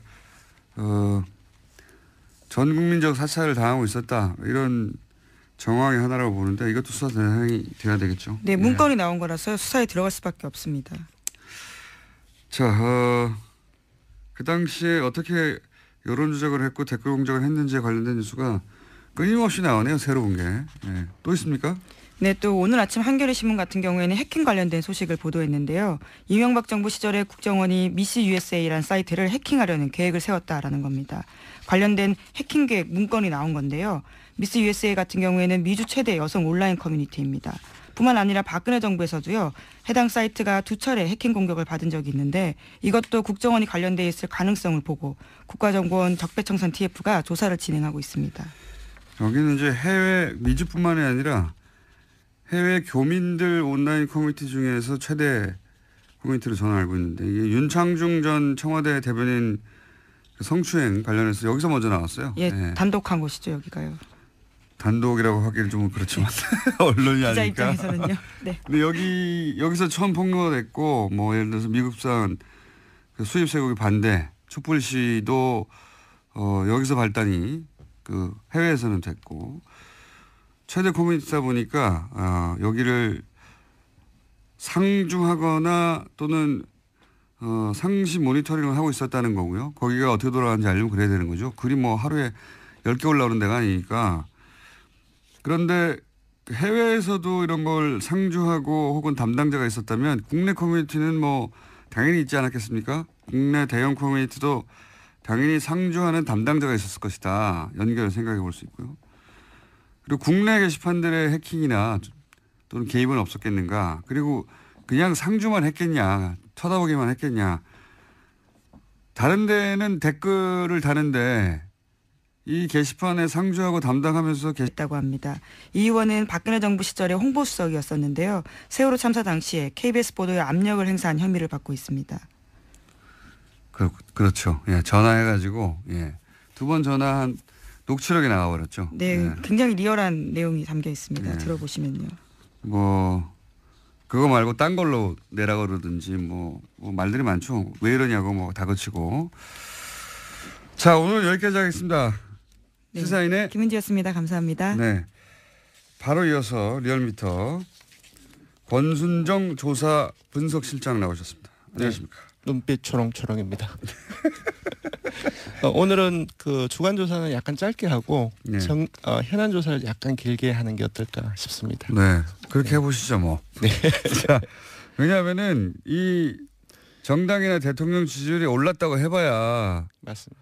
뭐 1%네. 근데 떨어졌다고 해봐야 또 1%네요. 그래서 네. 뭐 사실은 변동이 없다고 해야 되는 지지율이에요, 대부분. 예, 세부적으로 보면 변동이 있긴 한데 네. 전체적으로 보면 변동을 좀 파악하기 좀 힘든 양상이죠. 그래서 매주 나올 필요가 없어요. 들어가겠습니다. 네.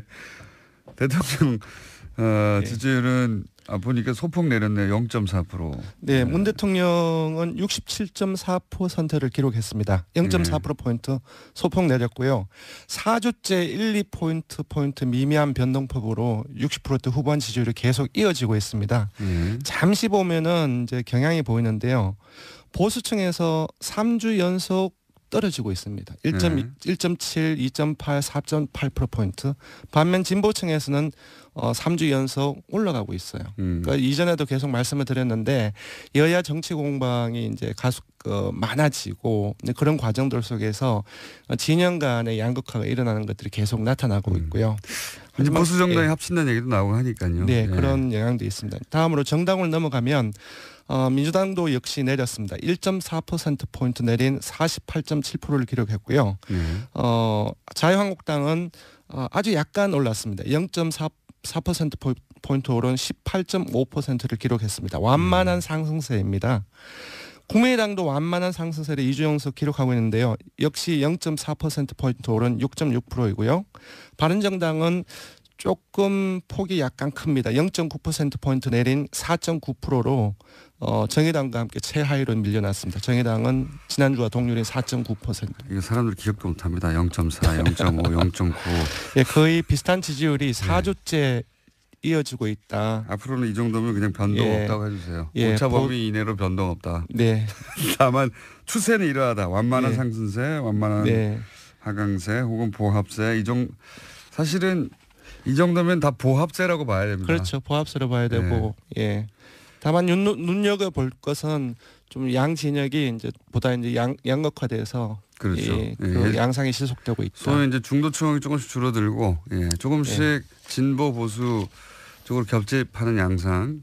그렇다고 해도 너무 적습니다. 퍼센티지가 아직은 지형이 변했다거나 유권자 구조가 지금 바뀌고 있다거나 그렇게까지는 아닌 것 같고. 그렇지 않습니다. 그렇지는 않은 것 같고 약간씩 변동이 있다. 0.1% 전후반으로 그렇게 추세를 보시면 될 것 같습니다. 맞습니다. 자, 좀 길게 해보자는 현안 조사는 뭡니까? 네. 요즘 국감이 열리는데도 불구하고 몇 주 동안 정당 간 통합이 정말 그 언론의 핫 이슈가 되고 있습니다. 그래서 정당 간 통합 방안에 대한 국민 여론을 조사를 했는데요. 그러니까 국민과 발언에 찬성하냐 반대냐 혹은 뭐 한국과 발언에 찬성하냐 반대냐 이게 아니고 전체 다 맞습니다. 예, 한 문항을 따로 떼어서 보면 일정한 정도의 편향이 나타날 수 있습니다. 그래서 지금 얘기되고 있는 모든 통합 방안들 그리고 모든 통합 방안을 원치 않는 사람들도 있을 수 있기 때문에 통합을 반대하는 부분들도 다 넣어서 전체적으로 조사를 해봤는데요.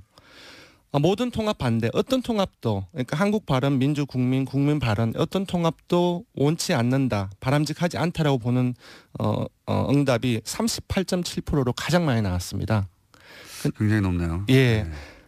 반면 한국 발언 통합은 17.1% 그리고 민주 국민 통합은 16.3% 그리고 국민 발언 통합은 13.9%로 새 통합 방안 전체가 10%대에 머물고 있습니다. 반면 앞에 보신 대로 모든 통합을 반대한다는 것이 한 10명 중 4명 정도이고요. 그래서 전체적인 민심은 비록 이제 언론에서는 이제 여러 가지 통합 방안에 대해서 많이 얘기되고 있지만 국민들이 생각하는 전체적인 민심은 이러한 통합들을 반대하는 여론이 좀 주가 된다. 이게 아마 인위적이라고 보는 것 같아요. 맞습니다. 이런 통합이 절대적으로 필요하다라고 하는 국민들 여론이 있다기보다는 정당의 필요에 의해서 이게 인위적으로 이루어지는 거니까. 맞습니다. 지방선거를 앞두고 일종의 일부 이제 조그만 어떤 정당들 같은 경우 일종 서바이벌 통합이라고 볼 수도 있고요. 금방 말씀하신 것들은 정치화학적 통합. 그러니까 이러한 부분들도 국민들도 다 알고 있다는 거지요. 모를 수가 없죠, 뭐. 네. 근데 이제 자신들의 그 이념적 지향에 따라서 조금씩 다 갈리긴 하겠죠. 예. 네. 국민 바른의 통합 같은 경우는 노년층 보수층에서는 지지가 있겠죠. 예. 그렇습니다. 이제 이름에도 불구하고 정당 지지층별로 나는 어느 정당을 지지한다 각각 다르지 않습니까? 네. 정당 지지층을 보면 재밌는 결과가 나왔습니다. 네. 그러니까 정당 지지층별로는 통합 방안에 대해서 그 선호가 뚜렷하게 나타났는데요. 요약을 하자면은 짝짓기가 되어 있습니다. 국민의당 지지층과 바른정당 지지층이 짝짓기가 되어 있고요. 그리고 한국당 지지층 같은 경우는 바른정당에 대해서 짝사랑을 하고 있는 그런 형사이고요. 한국당 지지층은 바른정당과 통합해야 한다가 1위고. 예, 1위입니다. 압도적으로 1위입니다. 68%. 여기는 통합이라기보다는 흡수로 받아들일 테니까요. 다 흡수해서 등치를 키워야 된다. 한국당 지지층은. 근데 국민의당 지지층이나 이제 바른정당 지지층 같은 경우는 각각 35% 그리고 다시 말씀드리겠습니다. 국민의당 지지층은 49% 그리고 바른정당 지지층은 35%로 각각 상대 정당과 통합을 해야 된다는 여기는 인식이 1위가 나왔습니다. 큰 정당에는 흡수되는 거니까. 네네. 이렇게 사이즈가 비슷한 곳과 네네. 서로 해야 된다고 하는 인식이 있는 것 같고. 네. 그래서 민주당 지지층은 민주당 지지층은 이제 팔짱을 끼고 있는 거죠. 그러니까 되게 부정적인 인식을 가지면 이렇게 국민 바른 또는 이제 한국당과 이제 바른정당과의 통합 이런 부분들에 대해서 팔짱을 끼고 부정적으로 보고 있는 상황입니다. 민주당 반대가 모든 통합 반대가 절반이 넘어요. 절반이 넘습니다. 배가 부르네요. 지금 제가 보기에는 배가 부른 상황이고. 예, 지난주에 연령대별로는 어떻습니까? 연령대별로는 사실상 모든 지역 40대 이하가 이제 그 모든 통합을 반대한 여론이 많았는데요. 40대 이하는 모든 통합에 반대한다가 가장 많고. 예, 호남 그리고 TK, PK를 포함해서 모든 지역에서 어떤 통합도 바라지 않는다가 1위가 나왔는데요. 40대까지는 그렇고. 네. 50대는 어떻습니까? 50대는 민주당과 국민의당의 통합이 1위로 나왔습니다. 50대에서 1위고 60대는 역시 60대 이상과 그리고 보수층에서는 한국당과 바른정당의 통합이 1위로 나왔습니다. 예. 충분히 예측 가능한 정도의 결과이긴 한데 모든 통합의 반대가 이렇게 높을 줄은 몰랐습니다. 네, 그리고 무당층을 잘 봐야 됩니다. 지난주에 국민의당 정책연구소가 이제 여론조사 결과를 발표를 하면서 통합 시너지를 얘기를 하지 않았습니까? 그러니까 통합 시너지라는 것은 사실상 기존에 지지하고 있는 정당 지지층들을 끌어오기는 조금 힘들다고 봤을 때 무당층에 일단은 타깃이 될 수 있습니다. 여기서 본다고 한다면은 무당층에서도 어떤 통합도 바라지 않는다 가장 많이 나왔어요. 그러니까 통합 논의는 많은데 네. 국민 일반의 여론은 40% 가까이 모든 통합에 반대한다. 네. 40대 이상은 지역 불문하고 다 반대한다. 맞습니다. 50대 60대는 각각 50대는 민주당과 국민의당. 그리고 60대는 자유한국당과 바른 통합을 통합을 원하는 게 1위다. 네, 그렇습니다. 네. 개요는요? 네. 이번 주중조사는 TBS 의뢰로 전국 19세 이상 성인을 대상으로 이번 주 월요일부터 수요일까지 무선 80%, 유선 20%, 전화면접, 자동응답, 혼영 방식으로 실시했습니다. 최종 응답자는 1,512명이었고요. 표본 오차는 95% 신뢰 수준 플러스 마이너스 2.5%포인트, 응답률은 5.8%입니다. 정당 간 통합 현안 조사는 TBS 뉴스공장 의뢰로 화요일과 수요일 이틀 동안 주중조사 동일한 조사 방법으로 실시했고 최종 응답자는 1,001명입니다. 표본 오차는 플러스 마이너스 3.1%포인트입니다. 네, 권순정 조사분석 실장이었습니다. 감사합니다. 고맙습니다. 고맙습니다. 자, 이 코너의 제목이 아직 정해지지 않았는데 제가 임시로 정했습니다. 요요 커플이라고 요괴와 요물의 만남. 박지원 전 국민의당 대표 나오셨습니다. 안녕하십니까? 네. 저는 요요 동의한 적 없고 요괴도 요물도 아닙니다. 저는 그렇게 일방적으로 하니까 이게 이 방송이 커플 되는 그러니까 거예요. 요물을 하실래요? 요괴를 하실래요? 요종을 하실래요? 아무것도 안 해요. 아무것도 안 해요. 요자 들어간 건 안 해요. 담요 어떻습니까? 담요. 그건 좋습니다. 따뜻하니까. 담요. 좋습니다. 저는 요정하고요. 담요하시죠 그러면. 알겠습니다. 지난주 방송이 너무 긴박감 있고 재밌었다고 하는 이야기가 많습니다. 댓글이 많이 붙었어요? 댓글도 많지만 이제 여기저기서 연락도 오고 예. 긴장감이 있었다, 재밌었다, 왔다 갔다. 그럼 제 출연료를 올려줘야 돼요. TBS 사장님하고 얘기하시고요. 그거는. 아무튼 불리한 것은 다 빠져나가요. 그 불리한 거 빠져나가는 거예요. 제가 대표님만 하겠습니까? 아니요. 저는 진실을 정의를 얘기합니다.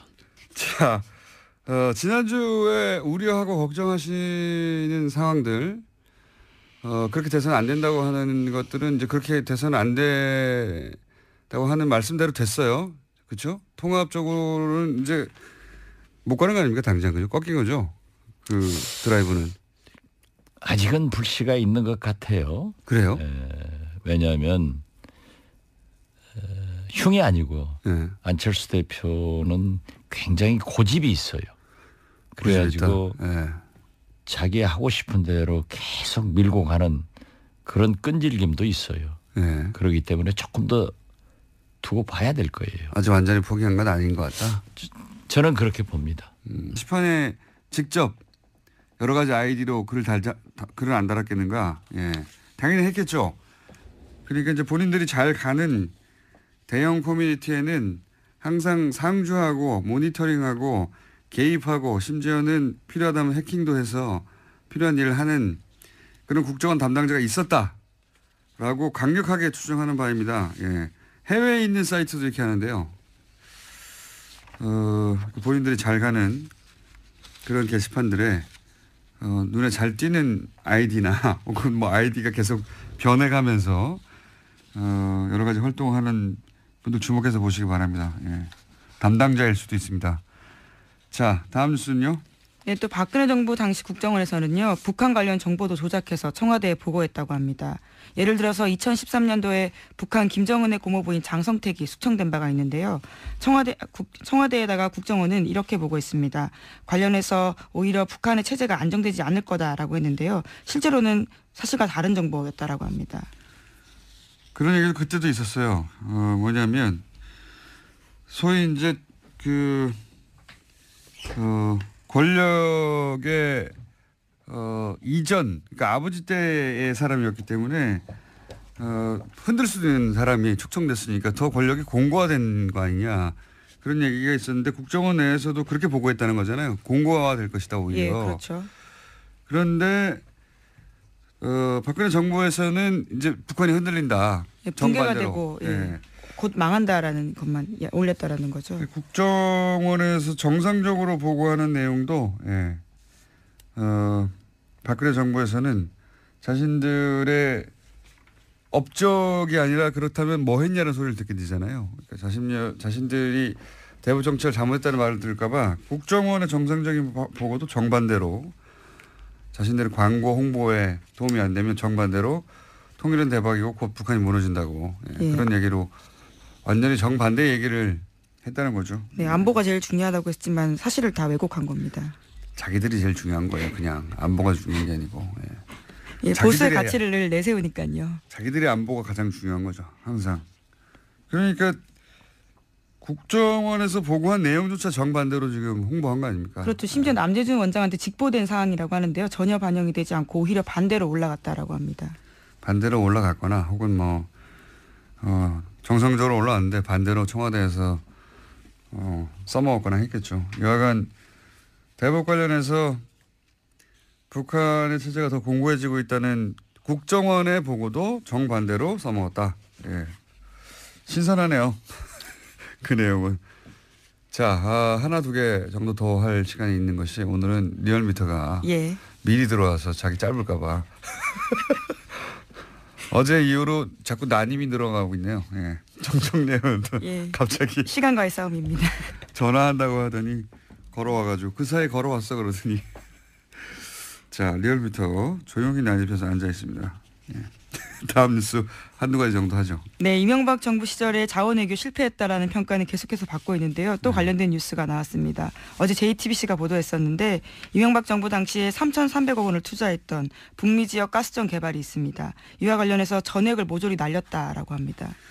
그런 거는 뭐 이때까지 흔한 뉴스였는데 자원외교 관련해서는 돈을 벌었다는 뉴스가 신선한 거지 이 날렸다는 얘기는 계속 나오고 있잖아요. 예, 또 날린 내용이 나온 거죠. 예. 근데 이제 여기서 특이한 점은 3천억대가 이제 세 군데 나눠서 투자를 했고 그중에 100억대는 건졌다라는 겁니다. 3천억 투자해서 100억대 정도는 그래도 최소한 건졌다라고 하는 줄 알았더니 100억도 다 날라갔다. 이게 새로 나온 소식이고 그리고 이게 3천억대가 세 개 나눠서 투자했다는 거 아닙니까? 그렇죠. 네. 1,000억대씩. 이게 정말 말이 안 되는 게 3천억이 아니라 이제 30억짜리 아파트라고 칩시다. 어마어마한 사실은 30억짜리면 아파트죠. 국내에서 아마 최고급 수준의 아파트겠죠.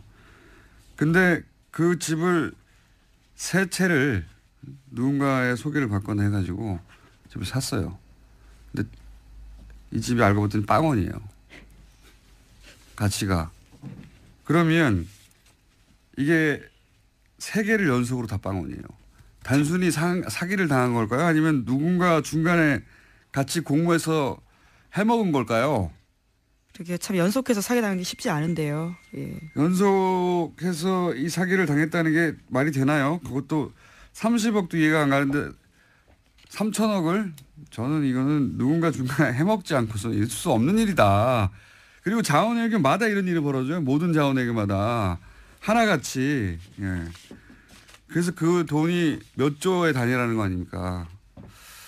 이건 누군가 사기를 쳐서 당한 게 아니라 투자에 실패한 게 아니라 아파트 30억짜리 3개 연속으로 사는데 빵원 되면 그게 투자에 실패한 겁니까? 뭔가 어딘가에 사기가 있는 거지. 근데 3천억, 30억도 그런데 3천억이 그렇게 그냥 투자 실패라고 넘어간다는 게 말이 되나요? 저는 이건 거대한 사기극이라고 봅니다. 거대한. 이번 청문회에서 밝혀져야 할 텐데요. 오래 지나갔는데. 하나 정도 더 할까요? 리얼미터에서 눈빛이 좀 초롱초롱한데. 네. 하나만 짧게 전해드리면요. 검찰이 무소속 이정현 의원을 최근에 피의자로 불러서 조사했습니다.